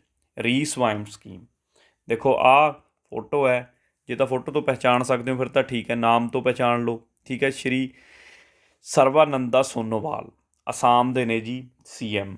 ਆਸਾਮ ਦੇ ਹੈਗੇ ਨੇ ਉੱਥੋਂ ਦੇ ਫਾਈਨਾਂਸ ਮਿਨਿਸਟਰ। ਇਹਨਾਂ ਨੇ ਰਲ ਕੇ ਇਹ ਸਕੀਮ ਖੋਲ੍ਹੀ ਹੈ, ਠੀਕ ਹੈ। ਤਾਂ ਆਪਣੇ ਆਪ 'ਚ ਇੰਪੋਰਟੈਂਟ ਹੈ। ਕੀ ਕਰਨਗੇ ਇਸ ਸਕੀਮ 'ਚ? ਇੱਥੇ ਲਿਖ ਹੀ ਦਿੱਤਾ ਇਹਨਾਂ ਨੇ, ਠੀਕ ਹੈ। ਕਹਿੰਦਾ ਇਹ ਕੀ ਕਰੂਗੀ ਸਕੀਮ, ਐਂਟਰਪ੍ਰਨੋਰਸ਼ਿਪ ਡਿਵੈਲਪ ਕਰਨਾ ਹੈ। ਇਹਦੇ 'ਤੇ ਸਾਰਾ ਜ਼ੋਰ ਲੱਗਿਆ ਹੋਇਆ ਕਿ ਲੋਕ ਆਪਣੇ ਕਿੱਤੇ ਚਲਾਉਣ ਅਤੇ ਦੂਜਿਆਂ ਨੂੰ ਨੌਕਰੀਆਂ ਦੇਣ। ਠੀਕ ਹੈ, ਤਾਂ ਇਸੇ ਨੂੰ ਹੀ ਲੈ ਕੇ ਇਹ ਸਵਾਇਮ ਸਕੀਮ ਜਿਹੜੀ ਹੈਗੀ ਆ ਅਸਾਮ ਨੇ ਸ਼ੁਰੂ ਕੀਤੀ ਹੈ। ਲਓ ਜੀ ਅੱਗੇ ਆ ਜਾਓ। ਇੰਡੀਆ ਦਾ ਪਹਿਲਾ ਗੈਸ ਤੋਂ ਇਥੇਨੋਲ ਪਲਾਂਟ ਵੀ ਗੈਸ ਤੋਂ ਇਥੇਨੋਲ 'ਚ ਕਨਵਰਟ ਕਰੂਗਾ ਜਿਹੜਾ, ਕਿੱਥੇ ਕਿਹੜੀ ਸਟੇਟ 'ਚ ਸੈਟਅਪ ਕੀਤਾ ਗਿਆ? ਤਾਂ ਇਹਦਾ ਕਰੈਕਟ ਆਨਸਰ ਹੈਗਾ ਮਹਾਰਾਸ਼ਟਰ। ਮਹਾਰਾਸ਼ਟਰ 'ਚ ਵੀ ਅੱਗੇ ਸੇਲ ਕੰਪਨੀ ਬਣਾਉਣ ਲੱਗੀ ਹੋਈ ਹੈ ਇਹ। ਠੀਕ ਹੈ, ਤਾਂ ਇਹ ਵੀ ਯਾਦ ਰੱਖਿਓ। ਅੱਗੇ ਆ ਜਾਓ 18ਵਾਂ question. India to host Indian Ocean region defence minister conclave. ਮਤਲਬ ਇੰਡੀਅਨ ਓਸ਼ਨ ਨਾਲ ਜਿੰਨੇ ਦੇਸ਼ ਲੱਗਦੇ ਨੇ ਉਹਨਾਂ ਦੇ ਰੱਖਿਆ ਮੰਤਰੀਆਂ ਦੀ ਇੱਕ ਕਨਕਲੇਵ ਸੰਮੇਲਨ ਰੱਖਿਆ ਗਿਆ 4 ਫਰਵਰੀ ਨੂੰ, ਕਿਹੜੀ ਸਿਟੀ 'ਚ? ਇੰਡੀਆ 'ਚ ਹੋਣ ਜਾ ਰਿਹਾ। ਠੀਕ ਹੈ, ਇਹ ਵੀ ਇੰਪੋਰਟੈਂਟ ਆ, ਧਿਆਨ 'ਚ ਰੱਖਿਓ। ਬੈਂਗਲੁਰੂ 'ਚ ਹੋਣ ਜਾ ਰਿਹਾ, ਤਾਂ ਧਿਆਨ 'ਚ ਰੱਖਿਓ ਬੈਂਗਲੁਰੂ 'ਚ। ਨਾਲ ਹੀ ਜਿਹੜਾ ਸਾਡਾ, ਤੁਸੀਂ ਜੇ ਤੁਹਾਨੂੰ ਧਿਆਨ 'ਚ ਹੋਵੇ, ਇੱਕ ਐਰੋ ਪ੍ਰੋਗਰਾਮ ਹੁੰਦਾ ਐਰੋ ਦੇ ਨਾਮ ਤੋਂ, ਉਹ ਵੀ ਇੰਡੀਆ ਦਾ ਬੈਂਗਲੌਰ 'ਚ ਹੀ ਹੁੰਦਾ, ਅਤੇ ਉਹ ਵੀ ਇਹਦੇ ਨਾਲ ਹੀ ਪਿੱਛੇ 2-4 ਦਿਨਾਂ ਬਾਅਦ ਬੈਂਗਲੌਰ 'ਚ ਹੋਣ ਜਾ ਰਿਹਾ। ਤਾਂ ਉਹਨੂੰ ਵੀ ਪੁੱਛ ਸਕਦੇ ਨੇ, ਧਿਆਨ 'ਚ ਰੱਖਿਓ, ਇੰਪੋਰਟੈਂਟ ਹੈ। ਇਹ ਜਿਹੜਾ ਸੰਮੇਲਨ ਹੈ ਇਹਦਾ ਥੀਮ ਕੀ ਹੈ? ਥੀਮ ਕੀ ਰੱਖਿਆ ਇਹਨਾਂ ਨੇ? ਥੀਮ ਵੀ ਕਈ ਵਾਰ ਪੁੱਛ ਲੈਂਦੇ ਨੇ। ਥੀਮ ਹੈਗਾ ਐਨਹਾਂਸਡ ਪੀਸ ਸਿਕਿਉਰਿਟੀ ਕਾਰਪੋਰੇਸ਼ਨ। ਲਿਖੀ ਲਓ, ਐਨਹਾਂਸਡ ਪੀਸ ਸਿਕਿਉਰਿਟੀ ਤੇ ਕਾਰਪੋਰੇਸ਼ਨ।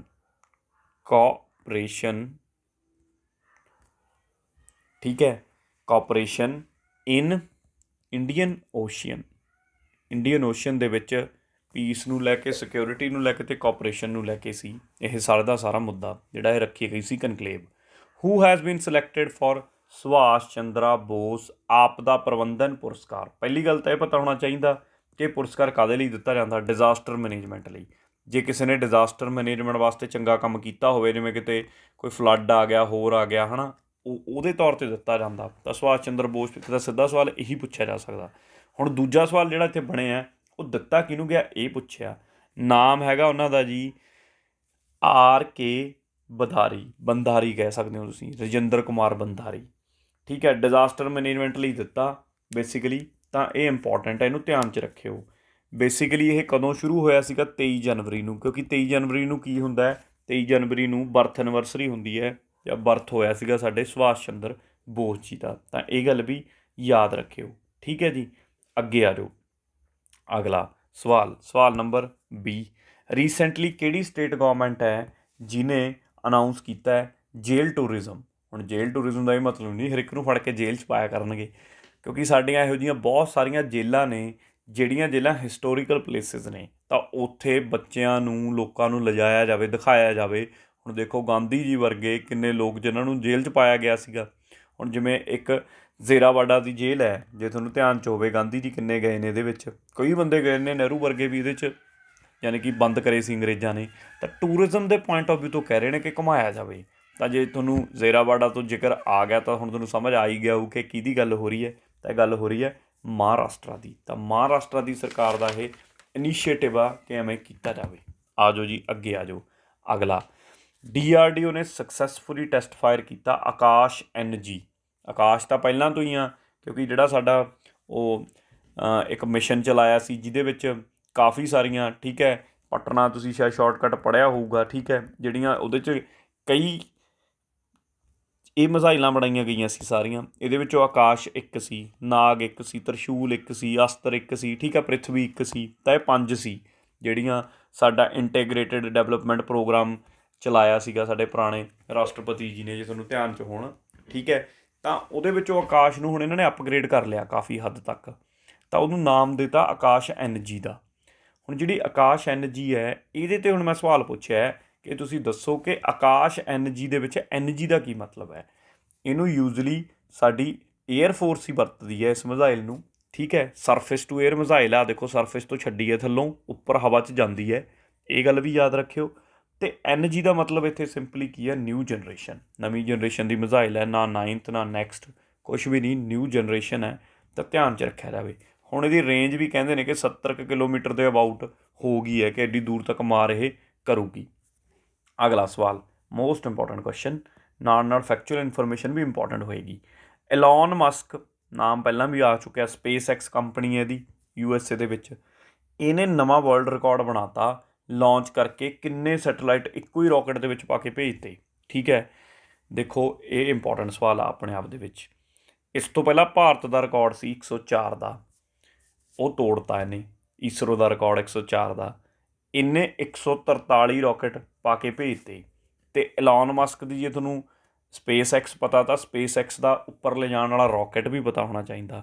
ਰੋਕਟ ਹੈਗਾ ਫਾਲਕਨ 9, ਬੜਾ ਮਸ਼ਹੂਰ ਰੋਕਟ ਹੈ। ਮੈਂ ਤਾਈਓ ਇੱਥੇ ਰੋਕਟਾਂ ਦੇ ਨਾਮ ਪਾਤੇ।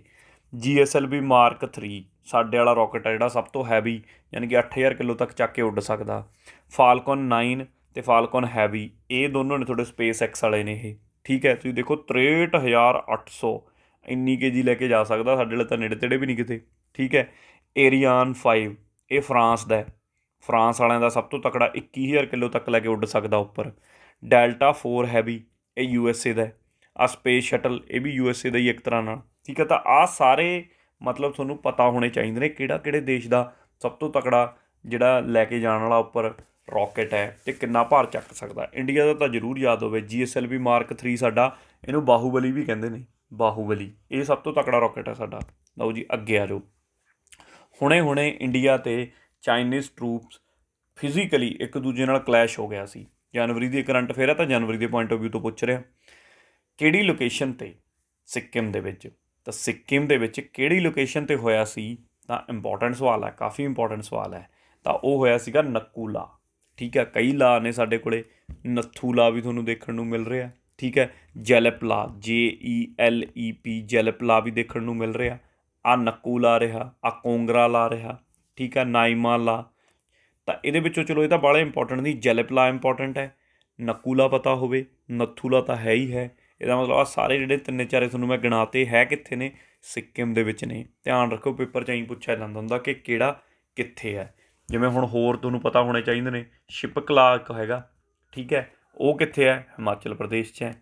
ਹਿਮਾਚਲ ਪ੍ਰਦੇਸ਼ 'ਚ ਹੋਰ ਕਿਹੜੇ ਨੇ? ਲਾਹੌਲ ਸਪੀਤੀ ਹੈ ਇੱਕ, ਇਹ ਵੀ ਪੁੱਛ ਲੈਂਦੇ ਨੇ ਪੇਪਰ ਦੇ ਵਿੱਚ।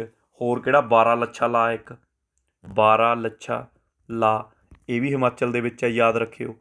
ਫਿਰ ਇੱਕ JNK ਦਾ ਕਿਹੜਾ? ਉਹ ਜੋਜੀਲਾ, ਹਾਂ ਜੋਜੀਲਾ ਲਾ ਜਾਂ ਜੋਜੀਲਾ ਪਾਸ ਕਹਿ ਦਿੰਦੇ ਨੇ। ਇਹ ਕਿੱਥੇ ਆ ਸਾਡੇ ਕੋਲ? ਇਹ JNK 'ਚ ਆ। ਇਹ ਤਾਂ ਇਹੋ ਜਿਹੇ ਸਵਾਲ ਨੇ ਕਈ ਜੋਗਰਾਫੀ ਦੇ ਜਿਹੜੇ ਆਮ ਤੌਰ 'ਤੇ ਪੇਪਰਾਂ 'ਚ ਪੁੱਛੇ ਜਾਂਦੇ ਨੇ। ਅੱਗੇ ਆ ਜਾਓ 24ਵੇਂ ਸਵਾਲ 'ਤੇ। ਰੀਸੈਂਟਲੀ ਕਿਹੜੀ ਕੰਟਰੀ ਹੈ ਜਿਹਦੇ ਫਾਰਮਰ ਪ੍ਰਾਈਮ ਮਿਨਿਸਟਰ ਨੇ ਅਵਾਰਡ ਕੀਤਾ ਗਿਆ ਪਦਮ ਵਿਭੂਸ਼ਣ? ਪਦਮ ਵਿਭੂਸ਼ਣ ਦਿੱਤੇ ਨੇ ਹੁਣ ਰਾਸ਼ਟਰਪਤੀ ਜੀ ਨੇ। ਇਹਨਾਂ ਦੇ ਵਿੱਚੋਂ ਕਿਹਦੇ ਰਾਸ਼ਟਰਪਤੀ ਨੂੰ ਦਿੱਤਾ? ਖਾਸਾ ਵਧੀਆ ਸਵਾਲ ਹੈ। ਜਾਪਾਨ ਦੇ ਸਿੰਜੂ ਆਬੇ ਪੁਰਾਣੇ ਰਾਸ਼ਟਰਪਤੀ ਸੀ, ਜੇ ਯਾਦ ਹੋਣ ਸਿੰਜੂ ਆਬੇ। ਜੇ ਪੁਰਾਣੇ ਸੀ ਤਾਂ ਨਵੇਂ ਕੋਈ ਹੋਰ ਹੋਣਗੇ, ਕਮੈਂਟ ਬਾਕਸ 'ਚ ਕਰੋ ਨਾਮ ਕਿ ਜਾਪਾਨ ਦੇ ਨਵੇਂ ਰਾਸ਼ਟਰਪਤੀ ਦਾ ਨਾਮ ਕੀ ਹੈ। ਇੰਪੋਰਟੈਂਟ ਹੈ, ਹੁਣੀ ਅਪਾਇੰਟਮੈਂਟ ਹੋਈ ਹੈ ਤਾਂ ਤੁਹਾਨੂੰ ਪਤਾ ਹੋਣਾ ਚਾਹੀਦਾ। ਇਹ ਤੋਂ ਇਲਾਵਾ ਇੱਕ ਬੰਦੇ ਨੂੰ ਹੋਰ ਦਿੱਤਾ ਪਦਮ ਵਿਭੂਸ਼ਣ, ਨਾਮ ਹੈਗਾ ਨਰਿੰਦਰ ਸਿੰਘ। ਵੈਸੇ ਤਾਂ 6-7 ਨੂੰ ਦਿੱਤਾ, ਪਰ ਆਹ 2 ਤਾਂ ਬੜੇ ਮਸ਼ਹੂਰ ਨੇ, ਨਰਿੰਦਰ ਸਿੰਘ ਕਪਾਨੀ। ਇਹ ਵੀ ਕਿਸੇ ਪੇਪਰ 'ਚ ਮਿਲ ਸਕਦਾ। ਇਸ ਬੰਦੇ ਦੀ ਦੇਣ ਕੀ ਸੀ? Optical fibre. ਆਪਟੀਕਲ ਫਾਈਬਰ ਜਿਹੜੇ ਹੈਗੇ ਆ, ਆਪਟੀਕਲ ਫਾਈਬਰ ਜਿਹੜੀ ਤਾਰ ਥੱਲੋਂ ਦੀ ਪੈਂਦੀ ਹੈ, ਟੋਟਲ ਇੰਟਰਨਲ ਰਿਫਲੈਕਸ਼ਨ 'ਤੇ ਕੰਮ ਕਰਦੀ ਹੈ, ਲਾਈਟ ਵਿੱਚ ਦੀ ਪਾਸ ਹੋ ਕੇ ਜਾਂਦੀ ਹੈ, ਇਹ ਬਣਾਉਣ ਦੇ ਵਿੱਚ ਇਹਦਾ ਯੋਗਦਾਨ ਸੀ ਨਰਿੰਦਰ ਸਿੰਘ ਕਪਾਨੀ ਦਾ। ਇੰਪੋਰਟੈਂਟ ਹੈ, ਬੜਾ ਇੰਪੋਰਟੈਂਟ ਨਾਮ ਹੈ ਇਹ ਵੀ। ਦੋਨਾਂ 'ਚੋਂ ਕਿਸੇ ਨਾ ਕਿਸੇ ਪੇਪਰ 'ਚ ਇਹ ਆ ਸਕਦੇ ਨੇ, ਤਾਂ ਧਿਆਨ 'ਚ ਰੱਖਿਓ। ਆ ਜਾਓ ਜੀ। ਰੀਸੈਂਟਲੀ ਹੂ ਰਿਲੀਜ਼ਡ ਏ ਰਿਪੋਰਟ ਟਾਈਟਲਡ ਦ ਇਨਇਕੁਐਲਿਟੀ ਵਾਇਰਸ। ਇਹ ਰਿਪੋਰਟ ਕਿਹਨੇ ਦਿੱਤੀ ਹੈ? ਕੁਐਸਚਨ ਇਹ ਹੈ। ਇਹ ਰਿਪੋਰਟ ਦਿੱਤੀ ਹੈ ਆਕਸਫੈਮ ਇੰਟਰਨੈਸ਼ਨਲ ਨੇ। ਕਾਹਦੇ 'ਤੇ ਰਿਪੋਰਟ ਹੈ? ਇਹਨਾਂ ਦਾ ਕੀ ਕਹਿਣਾ ਹੈ? ਇਹ ਕਹਿੰਦੇ ਜੀ ਜਿਹੜੇ 1000 ਰਿਚ, ਠੀਕ ਹੈ, ਬੰਦੇ ਨੇ ਦੁਨੀਆ ਦੇ, ਠੀਕ ਹੈ, ਇੱਕ ਚੈਰੀਟੇਬਲ ਔਰਗਨਾਈਜੇਸ਼ਨ ਆ, ਪਹਿਲਾਂ ਤਾਂ ਇਹ NGO ਹੀ ਹੈ। ਇਹਨਾਂ ਦਾ ਮੰਨਣਾ ਇਹ ਹੈ ਕਿ 1000 ਬੰਦੇ ਜਿਹੜੇ ਇੰਡੀਆ ਦੇ, ਜਿਨ੍ਹਾਂ ਨੂੰ, ਇੰਡੀਆ ਨਹੀਂ ਵਰਲਡ ਦੇ, ਜਿਨ੍ਹਾਂ ਨੂੰ ਨੁਕਸਾਨ ਬਹੁਤ ਹੋਇਆ ਸੀ COVID-19 ਕਰਕੇ, ਉਹਨਾਂ ਨੇ ਤਾਂ ਕਹਿੰਦੇ 9 ਮਹੀਨਿਆਂ ਦੇ ਵਿੱਚ ਹੀ ਆਪਣੀ ਭਰਪਾਈ ਕਰ ਲਈ ਹੈ। 9 ਮਹੀਨਿਆਂ ਦੇ ਵਿੱਚ ਆਪਣਾ ਸਾਰਾ ਨੁਕਸਾਨ ਕਵਰ ਅਪ ਕਰ ਗਏ। ਜਦ ਕਿ ਬਾਕੀ ਦੁਨੀਆ ਨੂੰ, ਜਿਹੜੇ ਆਮ ਗਰੀਬ ਲੋਕ ਨੇ, ਉਹਨਾਂ ਨੂੰ ਆਹੀ ਕਰਨ ਦੇ ਵਿੱਚ ਕਹਿੰਦੇ ਡਿਕੇਡ ਲੱਗ ਜੂ। ਇਹਨਾਂ ਨੇ ਇੱਕ ਰਿਪੋਰਟ ਦਿੱਤੀ ਹੈ ਸਰਵੇ ਕਰਕੇ, ਸਰਵੇਖਣ ਕਰਕੇ, ਵੀ ਇਹਨਾਂ ਨੂੰ ਤਾਂ ਪਤਾ ਨਹੀਂ ਦਹਾਕਾ ਲੱਗ ਜੂ ਇੱਕ ਪੂਰਾ ਆਮ ਗਰੀਬ ਬੰਦੇ ਨੂੰ, ਜਿੰਨਾ ਘਾਟਾ ਇਹਦੇ ਤੋਂ ਪਿਆ ਹੈਗਾ। ਤਾਂ ਇੱਥੋਂ ਕੀ ਦਿਖਦਾ? ਇਨਇਕੁਐਲਿਟੀ ਦਿਖਦੀ ਹੈ ਵੀ ਕਿੰਨਾ ਫਰਕ ਹੈ, ਪੱਖਪਾਤ ਹੈ, ਹੈ ਨਾ, ਵੀ ਗਰੀਬ ਅਤੇ ਅਮੀਰ ਦੇ ਵਿੱਚ। ਅਤੇ ਦਾਵੋਸ ਪਿੱਛੇ ਆਪਾਂ ਪੜ੍ਹਿਆ ਸੀ ਕਿ ਦਾਵੋਸ ਦੇ ਵਿੱਚ ਵਰਲਡ ਇਕੋਨੋਮਿਕ ਫੋਰਮ ਦਾ ਹਮੇਸ਼ਾ ਇੱਕ ਹੁੰਦਾ ਗਾ, ਠੀਕ ਹੈ, ਵੀ ਉੱਥੇ ਬਹਿੰਦੇ ਨੇ, ਸਮਿਟ ਕਰਦੇ ਨੇ ਇਹ। ਉੱਥੇ ਸਮਿਟ ਦੇ ਵਿੱਚ ਦਾਵੋਸ ਏਜੰਡਾ ਵਾਲੇ ਦੇ ਵਿੱਚ ਉੱਥੇ ਹੀ ਇਹਨਾਂ ਨੇ ਇਹ ਪਬਲਿਸ਼ ਕੀਤੀ ਆਪਣੀ ਰਿਪੋਰਟ ਆਕਸਫੈਮ ਨੇ। ਤਾਂ ਇੰਪੋਰਟੈਂਟ ਹੈ, ਧਿਆਨ 'ਚ ਰੱਖਿਓ। ਹਾਲ ਹੀ ਵਿੱਚ ਕਿਹੜੇ ਰਾਜ ਸਰਕਾਰ ਦੇ ਉਦਯਮ ਸਾਰਥੀ ਐਪ ਲਾਂਚ ਕੀਤੀ ਆ? ਉਦਯਮ ਸਾਰਥੀ ਇਹਨਾਂ ਦੇ ਵਿੱਚੋਂ ਗੌਰਮੈਂਟ ਦੇ ਆਪਣੇ ਕਿਹੜੇ ਉਹ ਨੇ ਜਿਨ੍ਹਾਂ ਨੇ ਲਾਂਚ ਕੀਤੀ ਹੈ, ਠੀਕ ਹੈ? ਇਹ ਦੱਸਣਾ ਕਿਹੜੀ ਸਟੇਟ ਗੌਰਮੈਂਟ ਨੇ। ਤਾਂ ਕਰੈਕਟ ਆਨਸਰ ਇਹਦਾ ਹੈਗਾ ਯੂਪੀ ਨੇ ਲਾਂਚ ਕੀਤੀ ਹੈ। ਕੰਮ ਕੀ ਹੈ? ਕੁਛ ਨਹੀਂ ਹੈਗਾ ਕਿ ਕਹਿੰਦਾ ਵੀ ਯੂਥ ਨੂੰ ਆਪਣੇ ਆਪ ਉਹ ਐਮਪਲੋਇਮੈਂਟ ਦੀਆਂ ਓਪਰਚੁਨਿਟੀਜ਼ ਲੱਭਣ, ਉਹਨਾਂ ਨੂੰ ਇਹ ਸਿਖਾਉਣਾ ਕਿ ਐਕਸਪਲੋਰ ਕਰੋ ਤੁਸੀਂ, ਤੁਹਾਡੇ ਕੋਲ ਟੈਲੈਂਟ ਕੀ ਆ, ਉਹਦੇ ਹਿਸਾਬ ਨਾਲ ਤੁਸੀਂ ਕੀ ਕੰਮ ਕਰ ਸਕਦੇ ਹੋ। ਇਸ ਚੀਜ਼ ਨੂੰ ਲੈ ਕੇ ਹੈ। ਖਾਸ ਕਰ ਯੂਪੀ ਦਾ ਇੱਕ ਪ੍ਰੋਗਰਾਮ ਬੜਾ ਮਸ਼ਹੂਰ ਸੀਗਾ ਨਾ, 1 ਡਿਸਟ੍ਰਿਕਟ 1 ਪ੍ਰੋਡਕਟ, ਉਹਦੇ ਤਹਿਤ ਹੀ ਲਿਆਂਦਾ। 1 ਡਿਸਟ੍ਰਿਕਟ 1 ਪ੍ਰੋਡਕਟ ਯੋਗੀ ਜੀ ਨੇ ਇਹ ਕਰਿਆ ਸੀ ਲਾਂਚ। ਮਤਲਬ ਉਹ ਕਹਿੰਦੇ ਇੱਕ ਜ਼ਿਲ੍ਹੇ ਦੇ ਵਿੱਚੋਂ ਇੱਕ ਪ੍ਰੋਡਕਟ ਨੂੰ ਪ੍ਰਮੋਟ ਕਰੋ, ਉਹਦਾ ਹੀ ਕੰਮ ਹੋਣਾ ਚਾਹੀਦਾ ਇੱਕ ਜ਼ਿਲ੍ਹੇ ਦੇ ਵਿੱਚ, ਉਹਦੇ ਹੀ ਬੰਦੇ ਵੱਧ ਤੋਂ ਵੱਧ ਐਂਟਰਪ੍ਰੇਨੋਰ ਨਿਕਲਣੇ ਚਾਹੀਦੇ ਨੇ ਉਸ ਜ਼ਿਲ੍ਹੇ 'ਚੋਂ। ਉਹਦੇ ਤਹਿਤ ਹੀ ਇਹ ਲਾਂਚ ਕੀਤਾ। ਤਾਂ ਧਿਆਨ 'ਚ ਰੱਖਿਓ। ਅੱਗੇ ਆ ਜਾਓ। ਤਾਂ ਯੂਪੀ ਕਰੈਕਟ ਇਹ ਤਾਂ ਸਵਾਲ ਆਪਾਂ ਹਲੇ ਕਰਨਾ ਸੀ, ਤਾਂ ਪਿਛਲੇ ਸਵਾਲ ਦਾ ਹੀ ਸੀ। ਅੱਗੇ ਆ ਜਾਓ। ਸਵਾਲ ਨੰਬਰ 27। ਰੀਸੈਂਟਲੀ ਦਾ ਸਕੀਮ ਕਾਲਡ ਏਕ ਪੌਦਾ ਸੁਪੋਸ਼ਿਤ ਬੇਟੀ ਕੇ ਨਾਮ ਸਟਾਰਟਡ ਇਨ ਵਿਚ ਸਟੇਟ? ਇਹੋ ਜਿਹੀਆਂ ਬਹੁਤ ਪੇਪਰ 'ਚ ਪੈਂਦੀਆਂ ਨੇ ਸਕੀਮਾਂ। ਏਕ ਪੌਦਾ ਹੋਣਾ ਚਾਹੀਦਾ, ਸੁਪੋਸ਼ਿਤ ਬੇਟੀ ਕੇ ਨਾਮ, ਕਿਹੜੇ ਸਟੇਟ ਦੀ ਯੋਜਨਾ? ਕਰੈਕਟ ਆਨਸਰ ਇਹਦਾ ਬਣਦਾ ਜੀ ਰਾਜਸਥਾਨ ਦੀ ਯੋਜਨਾ ਬੇਟੀ ਬਚਾਓ ਬੇਟੀ ਪੜ੍ਹਾਓ, ਜਿਹੜਾ ਸੈਂਟਰ ਦਾ ਪ੍ਰੋਗਰਾਮ ਸਕੀਮ ਹੈ, ਉਹਦੇ ਤਹਿਤ ਲਾਂਚ ਕੀਤੀ ਹੈ ਇਹਨਾਂ ਨੇ। ਤਾਂ ਬੇਟੀ ਬਚਾਓ ਬੇਟੀ ਪੜ੍ਹਾਓ ਤੋਂ ਸਮਝ ਲੱਗ ਹੀ ਗਈ ਹੋ ਕਿ ਵਿਮਨ ਐਮਪਾਵਰਮੈਂਟ ਨੂੰ ਲੈ ਕੇ ਸਕੀਮ ਹੈ ਪੂਰੀ ਦੀ ਪੂਰੀ, ਉਹਦੇ ਵਾਸਤੇ ਹੀ ਇਹ ਲਾਂਚ ਕੀਤੀ ਗਈ ਹੈ। ਰੀਸੈਂਟਲੀ ਹਾਲ ਹੀ ਦੇ ਵਿੱਚ ਕਿਹੜਾ ਬਹਾਦਰੀ ਮੈਡਲ, ਕਿਹੜਾ ਗੈਲੈਂਟਰੀ ਮਾਡਲ ਹੈ ਜਿਹੜਾ ਮਰਨ ਉਪਰੰਤ ਅਵਾਰਡ ਕੀਤਾ ਗਿਆ? ਕਿਹਨੂੰ? ਕੋਲੋਨਲ ਬਿਕੂਮੱਲਾ ਸੰਤੋਸ਼ ਬਾਹੂ। ਇਹ ਜਿਹੜਾ ਆਪਣਾ ਸਟੈਂਡ ਔਨ ਹੋਇਆ ਸੀਗਾ ਨਾ ਉੱਥੇ, ਆਪਣਾ ਕੀ ਕਹਿੰਦੇ ਹੁੰਦੇ ਨੇ, ਲਦਾਖ ਦੇ ਵਿੱਚ ਉਹ ਕਿਹੜੀ ਵੈਲੀ ਆ? ਗਲਵਾਨ ਵੈਲੀ। ਹਾਂ, ਗਲਵਾਨ ਵੈਲੀ ਦੇ ਵਿੱਚ ਇੱਕ ਸਟੈਂਡ ਆਫ ਹੋਇਆ ਸੀਗਾ। ਕਿਹਦੇ 'ਚ? ਇੰਡੀਆ ਅਤੇ ਚਾਈਨਾ ਦੇ ਵਿੱਚ। ਉੱਥੇ ਕਾਫੀ ਹੱਥੋਂ ਪਾਈ ਕਿੰਨੇ ਦਿਨ ਤਾਂ ਬੈਠੇ ਰਹੇ ਨੇ ਗਲਵਾਨ ਵੈਲੀ 'ਚ, ਚਾਈਨਾ ਜਾਂ ਇੰਡੀਆ ਵਾਲਿਆਂ ਨੇ, ਕਾਫੀ ਇਹਨਾਂ ਦਾ ਹੋਇਆ। ਉਦੋਂ ਇਹ ਜਿਹੜੇ ਸਾਡੇ ਇਹ ਬਾਬੂ, ਜਿਹੜਾ ਨਾਮ ਹੈਗਾ ਸੰਤੋਸ਼ ਬਾਬੂ, ਕਰਨਲ ਬਿੱਕੂ ਮੱਲਾ, ਇਹ ਸ਼ਹੀਦ ਹੋ ਗਏ ਸੀਗੇ ਉਦੋਂ ਉਸ ਹੱਥੋਂ ਪਾਈ ਦੇ ਵਿੱਚ, ਜਿਹੜਾ ਇਹਨਾਂ ਦਾ ਚੱਲਿਆ ਸਟੈਂਡ ਔਨ ਹੈ। ਇਹਦੇ ਕਰਕੇ ਇਹਨਾਂ ਨੂੰ ਇਹ ਅਵਾਰਡ ਦਿੱਤਾ ਗਿਆ, ਤਾਂ ਮਰਨ ਉਪਰੰਤ ਦਿੱਤਾ ਗਿਆ। ਤਾਂ ਇਹ ਕਿਹੜਾ ਅਵਾਰਡ ਦਿੱਤਾ ਗਿਆ? ਸਵਾਲ ਤਾਂ ਇਹ ਖੜਾ ਹੋ ਗਿਆ। ਤਾਂ ਸਵਾਲ ਇਹਦਾ ਆਨਸਰ ਹੈਗਾ ਮਹਾਂਵੀਰ ਚੱਕਰਾ। ਦੇਖੋ, ਜੇ ਤਾਂ ਪੀਸ ਟਾਈਮ ਦੇ ਵਿੱਚ ਗਲੈਂਟਰੀ ਅਵਾਰਡ, ਉਹ ਤਾਂ 3 ਨੇ ਇੰਡੀਆ ਦੇ, ਅਸ਼ੋਕ ਚੱਕਰਾ, ਕੀਰਤੀ ਚੱਕਰਾ ਅਤੇ ਸ਼ੌਰਿਆ ਚੱਕਰਾ, ਯਾਦ ਰੱਖਿਓ। ਐਵੇਂ ਇਹਨਾਂ ਦੀ ਉਹ ਹੈ ਹਰਾਰਕੀ, ਸਭ ਤੋਂ ਹਾਇਰ ਰੈਂਕ, ਉਦੋਂ ਘੱਟ ਵਾਲਾ, ਉਦੋਂ ਥੱਲੇ ਵਾਲਾ, ਐਵੇਂ ਇਹਨੂੰ ਲੈ ਕੇ ਆ। ਪਰਮਵੀਰ ਚੱਕਰਾ ਵਾਰ ਟਾਈਮ 'ਚ ਜਦੋਂ ਲੜਾਈ ਹੋ ਜਾਏ, ਲੜਾਈ ਦੇ ਵਿੱਚ ਦਿੱਤੇ ਜਾਂਦੇ ਆ ਜਿਹੜੇ।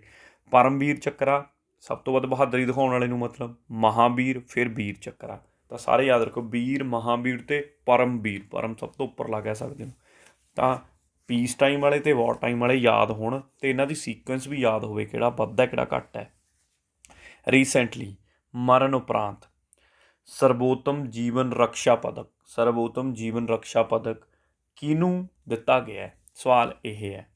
ਤਾਂ ਕੁਐਸਚਨ ਦਾ ਕਰੈਕਟ ਆਨਸਰ ਹੈਗਾ ਏ, ਮੁਹੰਮਦ ਮੁਹਸੀਨ ਕਹਿ ਸਕਦੇ ਹੋ, ਮੁਹਸੀਨ ਨੂੰ। ਕਿਹਦੇ ਲਈ ਦਿੱਤਾ ਜਾਂਦਾ? ਜਿਹੜੇ ਕੋਈ ਬਹਾਦਰੀ ਦੇ ਕਾਰਿਆ ਕਰਦੇ, ਕਿਸੇ ਨੂੰ ਬਚਾ ਲਿਆ, ਠੀਕ ਹੈ, ਜਿਵੇਂ ਕਿਸੇ ਦੇ ਘਰ ਨੂੰ ਅੱਗ ਲੱਗ ਗਈ, ਕਿਸੇ ਬੱਚੇ ਨੂੰ ਬਚਾ ਲਿਆ, ਕਿਸੇ ਬੰਦੇ ਨੂੰ ਬਚਾ ਲਿਆ, ਉਹਦੇ ਲਈ ਬਹਾਦਰੀ ਦੇ ਅਵਾਰਡ ਦਿੱਤੇ ਜਾਂਦੇ ਆ। ਤਾਂ ਉਹਦੇ ਤਹਿਤ ਦਿੱਤਾ ਗਿਆ ਇਹ। ਆ ਜਾਓ। Recently geological survey of India has embarked upon an scheme to complete some major national level survey by 2024। Headquarter ਦੱਸਣੇ ਕਿੱਥੇ ਆ? ਨਿਊਜ਼ ਤਾਂ ਵੈਸੇ ਹੀ ਸੀ, ਜਿਓਲੋਜੀਕਲ ਸਰਵੇ ਆਫ ਇੰਡੀਆ ਨਿਊਜ਼ 'ਚ ਆ ਗਿਆ, ਇਸ ਕਰਕੇ ਇਹਦੇ ਬਾਰੇ ਪਤਾ ਹੋਣਾ ਚਾਹੀਦਾ। ਦੇਖੋ, ਜਿਹੜਾ ਜਿਓਲੋਜੀਕਲ ਸਰਵੇ ਆਫ ਇੰਡੀਆ, ਇਹਦੇ ਹੈਡਕੁਆਟਰ ਦੀ ਗੱਲ ਕਰੀਏ ਤਾਂ ਕੋਲਕਾਤਾ ਦੇ ਵਿੱਚ ਹੈ, ਯਾਨੀ ਕਿ ਵੈਸਟ ਬੰਗਾਲ ਕੋਲਕਾਤਾ ਦੇ ਵਿੱਚ ਇਹਦਾ ਹੈਡਕੁਆਟਰ ਹੈ। 1851 ਦੇ ਵਿੱਚ ਇਹਨੂੰ ਫਾਊਂਡ ਕੀਤਾ ਗਿਆ ਸੀ। 1851 ਦੇ ਵਿੱਚ ਫਾਊਂਡ ਕੀਤਾ ਗਿਆ ਸੀ ਜਿਓਲੋਜੀਕਲ ਸਰਵੇ ਆਫ ਇੰਡੀਆ ਨੂੰ। ਇੰਪੋਰਟੈਂਟ ਆ, ਧਿਆਨ 'ਚ ਰੱਖਿਓ। ਦੂਜੀ ਸਭ ਤੋਂ ਓਲਡੈਸਟ ਹੈ। ਸਭ ਤੋਂ ਪਹਿਲੀ ਕਿਹੜੀ ਹੈ ਫਿਰ? ਸਭ ਤੋਂ ਪਹਿਲੀ ਹੈਗੀ ਆ survey of India, SOI, survey of SOI, ਦੂਜੀ ਨਹੀਂ, ਸਰਵੇ ਆਫ ਇੰਡੀਆ, ਇਹਨੂੰ ਲਿਖ ਲਿਓ, ਕਿਉਂਕਿ ਇਹਨੂੰ ਫਾਊਂਡ ਕੀਤਾ ਗਿਆ ਸੀ 1767 ਦੇ ਵਿੱਚ। ਹੁਣ ਅੱਗੇ ਸਵਾਲ ਇਹ ਬਣਦਾ ਕਿ ਇਹਦੀ ਜਿਹੜੀ ਮੇਰੇ ਕੋਲ ਇਹ ਜਿਓਲੋਜੀਕਲ ਸਰਵੇ ਆਫ ਇੰਡੀਆ ਕਿਹੜੀ ਮਿਨਿਸਟਰੀ ਦੇ ਅੰਡਰ ਇਹ ਕੰਮ ਕਰਦੀ ਹੈ? ਇਹ ਕੰਮ ਕਰਦੀ ਹੈ ਮਿਨਿਸਟਰੀ ਆਫ ਮਾਈਨਸ ਦੇ ਅੰਡਰ। ਮਾਈਨਸ ਵਾਲੀ ਮਿਨਿਸਟਰੀ ਦੇ ਅੰਡਰ ਆਉਂਦੀ ਹੈ, ਸਾਡੀ ਭਾਰਤ ਦੀ ਮਾਈਨਸ ਮਿਨਿਸਟਰੀ ਦੇ ਅੰਡਰ। ਅਗਲੀ ਗੱਲ, ਪੇਰੈਂਟ ਆਰਗੇਨਾਈਜੇਸ਼ਨ ਇਹਦੀ ਆਹੀ ਹੈ, ਮਤਲਬ ਜਿਹਨੂੰ ਰਿਪੋਰਟ ਕਰਦੀ ਹੈ ਇਹ main organisation survey of India, ਉਹਦੇ ਅੰਡਰ ਹੀ ਹੈ ਇਹ ਜਿਓਲੋਜੀਕਲ ਸਰਵੇ ਆਫ ਇੰਡੀਆ। ਹੁਣ ਜੇ ਇੱਥੇ ਇਹ ਗੱਲ ਆ ਗਈ ਕਿ ਤੁਹਾਨੂੰ ਇਹ ਵੀ ਯਾਦ ਹੋਣਾ ਚਾਹੀਦਾ। ਅੱਛਾ ਇੱਕ ਚੀਜ਼ ਹੋਰ ਦੱਸ ਦੇਵਾਂ, ਇਹਦਾ ਫਾਊਂਡਰ ਵੀ ਪੁੱਛਿਆ ਜਾ ਸਕਦਾ ਜੇ ਇੰਨਾ ਨਿਊਜ਼ 'ਚ ਆ, ਕਈ ਵਾਰ PEET+ ਵੀ ਪੁੱਛਦੀ ਹੈ ਇਹੋ ਜਿਹੇ ਸਵਾਲ। ਇਹਦੇ ਫਾਊਂਡਰ ਦਾ ਨਾਮ ਸੀਗਾ ਥੋਮਸ, ਜਿਓਲੋਜੀਕਲ ਸਰਵੇ ਆਫ ਇੰਡੀਆ ਦੇ ਦਾ ਓਲਡਹਮ, ਥੋਮਸ ਓਲਡਹਮ, ਕਾਫੀ ਇੰਪੋਰਟੈਂਟ ਨਾਮ ਆ, ਯਾਦ ਰੱਖਿਓ। ਦੂਜਾ ਹੁਣ ਆਪਾਂ ਲੱਗਦੇ ਹੱਥ ਗੱਲ ਫਿਰ ਆਰਕੀਓਲੋਜੀਕਲ ਸਰਵੇ ਆਫ ਇੰਡੀਆ ਦੀ ਵੀ ਕਰ ਲਈਏ, ਕਿਉਂਕਿ ਇਹ ਪੇਪਰ 'ਚ ਅਕਸਰ ਹੀ ਪੁੱਛਿਆ ਜਾਂਦਾ। ਇਹਨੂੰ 1861 ਦੇ ਵਿੱਚ ਅੰਗਰੇਜ਼ਾਂ ਦੇ ਟਾਈਮ 'ਤੇ ਬਣਾਈ ਗਈ ਸੀ, ਅਤੇ ਇਹਨੂੰ ਬਣਾਉਣ ਵਾਲੇ ਬੰਦੇ ਦਾ ਨਾਮ ਬਹੁਤ ਪੁੱਛਿਆ ਜਾਂਦਾ। ਉਹਦਾ ਨਾਮ ਹੈਗਾ ਸੀਗਾ ਅਲੈਗਜ਼ੈਂਡਰ ਕਨਿੰਗਹਮ ਕਹਿ ਸਕਦੇ ਹੋ ਤੁਸੀਂ, ਅਲੈਗਜ਼ੈਂਡਰ ਕਨਿੰਗਹਮ। ਆ ਵੀ ਯਾਦ ਰੱਖਿਓ, ਥੋਮਸ ਓਲਡਹਮ ਇੰਪੋਰਟੈਂਟ ਨੇ ਪੇਪਰ ਦੇ।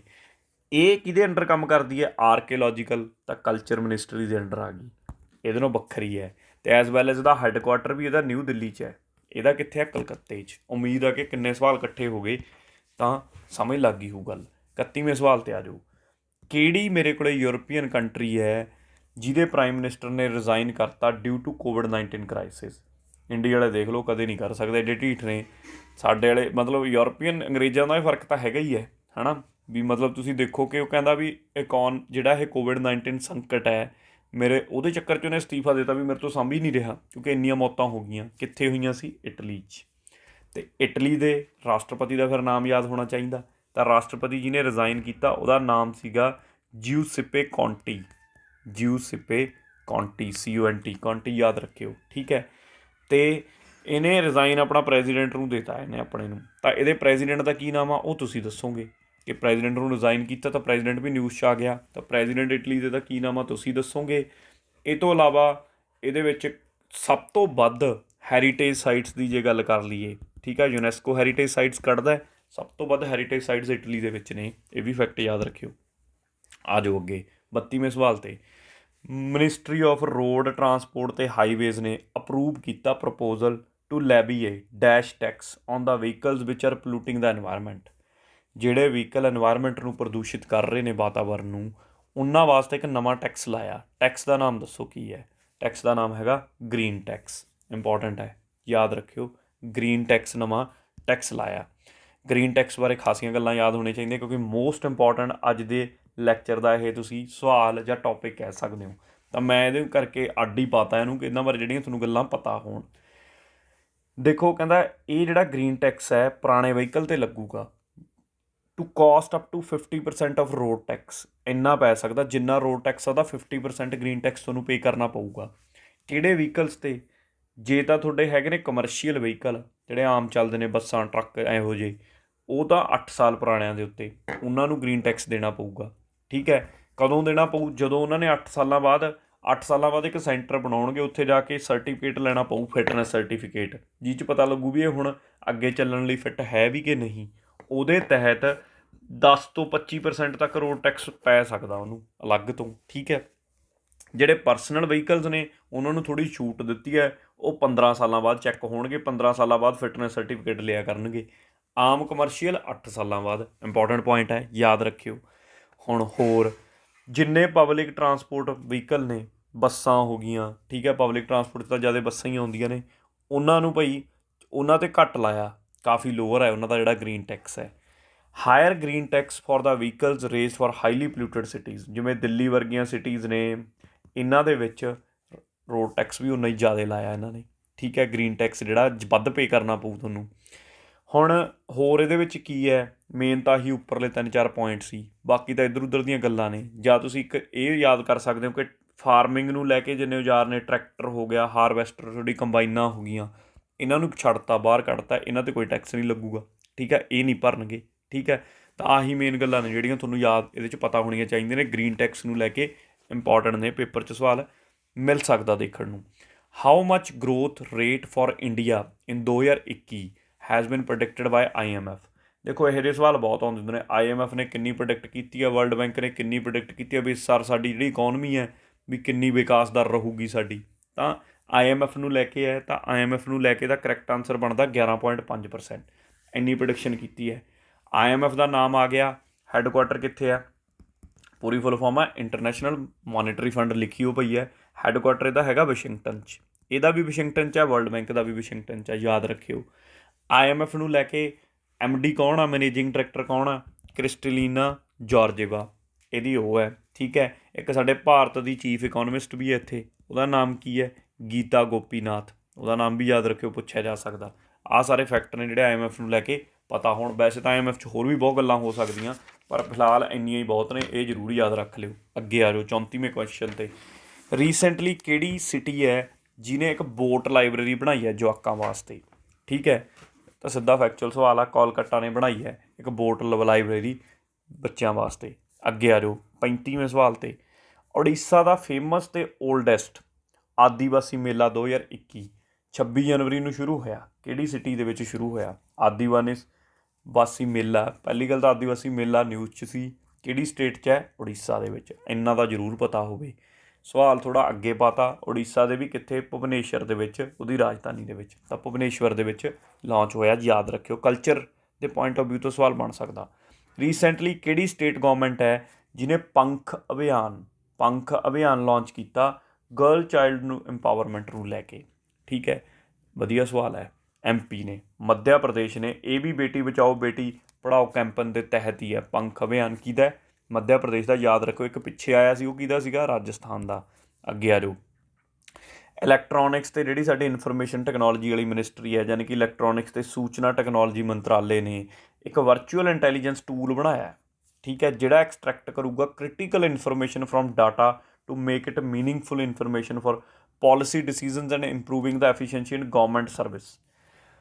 ਜੋ ਨੀਤੀਗਤ ਫੈਸਲਿਆਂ ਅਤੇ ਸਰਕਾਰੀ ਸੇਵਾਵਾਂ ਵਿੱਚ ਕੁਸ਼ਲਤਾ ਵਧਾਉਣ ਲਈ ਆਪਣੀ ਸਾਰਥਿਕ ਜਾਣਕਾਰੀ ਅਨੁਸਾਰ ਅੰਕੜਿਆਂ ਤੋਂ ਮਹੱਤਵਪੂਰਨ ਜਾਣਕਾਰੀ ਕੱਢਿਆ ਕਰੂਗਾ।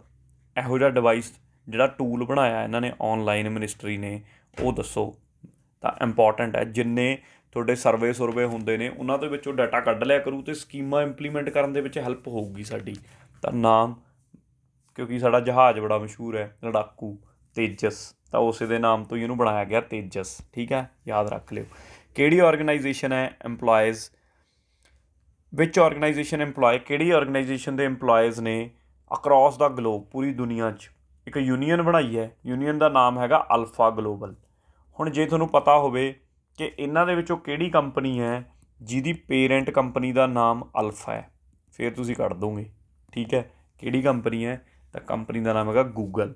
ਮਤਲਬ ਇਕੱਲਾ ਇੰਡੀਆ 'ਚ ਹੀ ਨਹੀਂ ਹੈਗੇ, ਅਲਾਇੰਸ ਲੂਇੰਸ ਬਣਦੇ ਜਿਹੜੀਆਂ ਇਹ ਬਣ ਜਾਂਦੀਆਂ ਨੇ। ਠੀਕ ਹੈ, ਯੂਨੀਅਨ ਐਂਡ ਆਲ ਬਾਹਰਲੇ ਦੇਸ਼ਾਂ 'ਚ ਵੀ ਬਣਦੀਆਂ ਨੇ। ਤਾਂ ਦੇਖ ਹੀ ਲਓ ਤੁਹਾਡੇ ਸਾਹਮਣੇ, ਪੂਰੀ ਦੁਨੀਆ ਦੇ ਵਿੱਚ ਵੀ ਕੱਲ੍ਹ ਨੂੰ ਕੋਈ ਧੱਕਾ ਕਰੇ ਸਾਡੇ ਨਾਲ, ਠੀਕ ਹੈ, ਗੂਗਲ ਇਹਨੂੰ ਲੈ ਕੇ ਅਲਾਇੰਸ ਬਣ ਗਿਆ ਇੱਕ ਪੂਰਾ। ਇੰਪੋਰਟੈਂਟ ਸਵਾਲ ਹੈ ਕਾਫੀ, ਇਹ ਤਾਂ ਧਿਆਨ 'ਚ ਰੱਖਿਓ। Recently one of the most active volcanoes Mount Merapi, ਬਹੁਤ ਨਿਊਜ਼ 'ਚ ਰਹਿੰਦਾ ਕਿਉਂਕਿ ਅਕਸਰ ਹੀ ਫਟਦਾ ਰਹਿੰਦਾ। ਕਿਹੜੀ ਕੰਟਰੀ ਦੇ ਵਿੱਚ ਹੈ ਜੀ ਜਿਹੜਾ ਮਾਊਂਟ ਮੇਰਾਪੀ ਆ ਹੁਣੀ ਫਟਿਆ? ਇੰਡੋਨੇਸ਼ੀਆ ਦੇ ਵਿੱਚ। ਤਾਂ ਯਾਦ ਰੱਖਿਓ, ਇੰਡੋਨੇਸ਼ੀਆ ਦਾ ਮਾਊਂਟ ਮੇਰਾਪੀ। ਕਿਹੜੀ ਸਟੇਟ ਟੈਬਲਿਊ ਹੈ? ਹੁਣ ਆਪਾਂ 26 ਜਨਵਰੀ 'ਤੇ ਆ ਗਏ, ਉਹਨੂੰ ਅਵਾਰਡ ਕੀਤਾ ਗਿਆ ਬੈਸਟ ਰਿਪਬਲਿਕ ਡੇ ਪਰੇਡ 2021 ਦੀ। Most important. 40ਵੇਂ ਦਾ ਆਨਸਰ ਹੈਗਾ DUP। ਅਤੇ ਜੇ ਤੁਹਾਨੂੰ ਪੁੱਛਿਆ ਜਾਵੇ ਕਿ ਥੀਮ ਕੀ ਸੀਗਾ, ਥੀਮ ਇਹਨਾਂ ਨੇ ਰੱਖਿਆ ਸੀ ਅਯੋਧਿਆ ਦਾ। Ayodhya cultural heritage of UP, ਯਾਨੀ ਕਿ ਅਯੋਧਿਆ ਯਾਦ ਰੱਖ ਲਿਓ, ਇਨਫ ਹੈ। ਠੀਕ ਹੈ, ਦੂਜੇ ਨੰਬਰ 'ਤੇ ਇਹਨਾਂ ਨੇ ਕੱਢਿਆ ਤ੍ਰਿਪੁਰਾ ਨੂੰ। ਤ੍ਰਿਪੁਰਾ ਦਾ ਜੇ ਪੁੱਛੀਏ ਕਿ ਤ੍ਰਿਪੁਰਾ ਦਾ ਦੱਸੋ ਕਿ ਤ੍ਰਿਪੁਰਾ ਦਾ ਕੀ ਸੀਗਾ ਥੀਮ? ਇਕੋ ਫਰੈਂਡਲੀ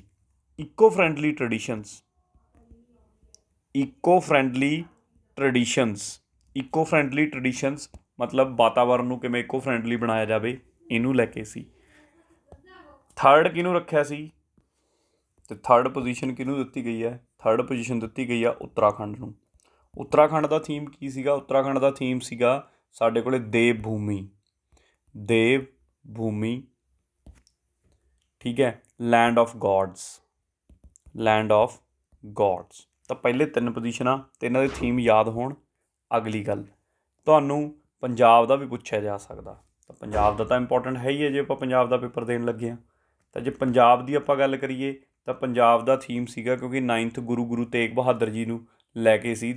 9th ਗੁਰੂ ਤੇਗ ਬਹਾਦਰ ਦੇ ਸੈਕਰੀਫਾਈਸ ਦੇ ਉੱਪਰ ਸੀ ਜਿਹੜਾ ਇਹਨਾਂ ਨੇ ਥੀਮ ਬਣਾਇਆ ਹੋਇਆ ਸੀ। ਤਾਂ ਸਾਰੇ ਫੈਕਟ ਕਵਰ ਕਰ ਲਿਓ। 41st question, what is the India's rank in recent corona virus performance index. ਤਾਂ ਰੀਸੈਂਟ ਦੇ ਕਰੋਨਾ ਵਾਇਰਸ ਪਰਫੋਰਮੈਂਸ ਇੰਡੈਕਸ ਕੱਢਿਆ ਸੀਗਾ, ਠੀਕ ਹੈ। ਇਹ ਬੇਸਿਕਲੀ ਆਸਟ੍ਰੇਲੀਆ ਦਾ ਥਿੰਕ ਟੈਂਕ ਹੈ ਇੱਕ, ਲੋਈ ਇੰਸਟੀਟਿਊਟ, LOWY, ਲੋਈ ਇੰਸਟੀਟਿਊਟ, ਉਹਨੇ ਕੱਢਿਆ। ਅਤੇ ਇਹਦੇ ਵਿੱਚ ਟੋਟਲ 98 ਦੇਸ਼ਾਂ ਨੂੰ ਮਤਲਬ ਚੈੱਕ ਕਰਿਆ ਗਿਆ ਉਹਨਾਂ ਨੂੰ ਕਿ ਉਹਨਾਂ ਦਾ ਕੀ ਪਰਫੋਰਮੈਂਸ ਰਹੀ ਹੈ ਇਹਨੂੰ ਹੈਂਡਲ ਕਰਨ ਦੇ ਵਿੱਚ। ਅਤੇ ਇੰਡੀਆ ਦਾ ਰੈਂਕ ਆਇਆ 86 98 ਦੇ ਵਿੱਚੋਂ, ਮਾੜਾ ਹੀ ਹਾਲ ਹੈ, ਠੀਕ ਹੈ। 98 ਨੰਬਰ 'ਤੇ ਕੌਣ ਆਇਆ? ਬ੍ਰਾਜ਼ੀਲ। ਬ੍ਰਾਜ਼ੀਲ ਸਭ ਤੋਂ ਲਾਸਟ ਕੱਢਿਆ ਇਹਨਾਂ ਨੇ, ਠੀਕ ਹੈ। ਬੋਲਸਨਾਰੋ ਜੀ ਨੂੰ ਸਭ ਤੋਂ ਪਿੱਛੇ ਰੱਖਤਾ। ਇੰਡੀਆ ਤੋਂ ਅੱਗੇ ਹਲੇ ਬੰਗਲਾਦੇਸ਼ ਅੱਗੇ ਹੈ, ਬੰਗਲਾਦੇਸ਼ ਦਾ 84 ਨੰਬਰ ਹੈ, 84ਵੇਂ ਰੈਂਕ 'ਤੇ ਹੈ।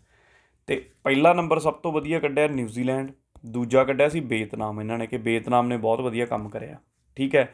ਖਾਸ ਗੱਲ ਇੱਕ ਹੋਰ, ਚਾਈਨਾ ਨੂੰ ਚੱਕਿਆ ਹੀ ਨਹੀਂ, ਚਾਈਨਾ ਨੂੰ ਐਕਸਕਲੂਡ ਕਰਤਾ, ਮਤਲਬ 98 ਦੇਸ਼ਾਂ 'ਚ ਰੱਖਿਆ ਹੀ ਨਹੀਂ। ਕਾਰਨ ਕੀ ਸੀ? ਕਿ ਉੱਥੋਂ ਇਨਫੋਰਮੇਸ਼ਨ ਨਹੀਂ ਮਿਲ ਪਾ ਰਹੀ ਸੀ, ਕਿਉਂਕਿ ਚਾਈਨਾ 'ਚੋਂ ਇਨਫੋਰਮੇਸ਼ਨ ਕੱਢਣੀ ਬਹੁਤ ਔਖੀ ਹੈ। ਅੱਗੇ ਆ ਜਾਓ 42ਵੇਂ ਸਵਾਲ 'ਤੇ। As per India Justice Report released by Tata Trust. India Justice Report ਹੈ ਜਿਹੜੀ ਟਾਟਾ ਟਰਸਟ ਨੇ ਰਿਲੀਜ਼ ਕੀਤੀ ਹੈ, ਕਿਹੜੀ ਸਟੇਟ ਹੈ ਜਿਹੜੀ ਬੈਸਟ ਸਟੇਟ ਕੱਢੀ ਗਈ ਹੈ ਜਸਟਿਸ ਡਿਲੀਵਰੀ ਨੂੰ ਲੈ ਕੇ, ਠੀਕ ਹੈ, ਕਿ ਜਸਟਿਸ ਸਭ ਤੋਂ ਵਧੀਆ ਕਿਹੜੀ ਸਟੇਟ 'ਚ ਮਿਲਦਾ, ਤਾਂ ਉਹ ਹੈਗੀ ਆ ਜੀ ਮਹਾਰਾਸ਼ਟਰਾ। ਮਹਾਰਾਸ਼ਟਰਾ ਨੂੰ ਸਭ ਤੋਂ ਬੈਸਟ ਕੱਢਿਆ ਗਿਆ।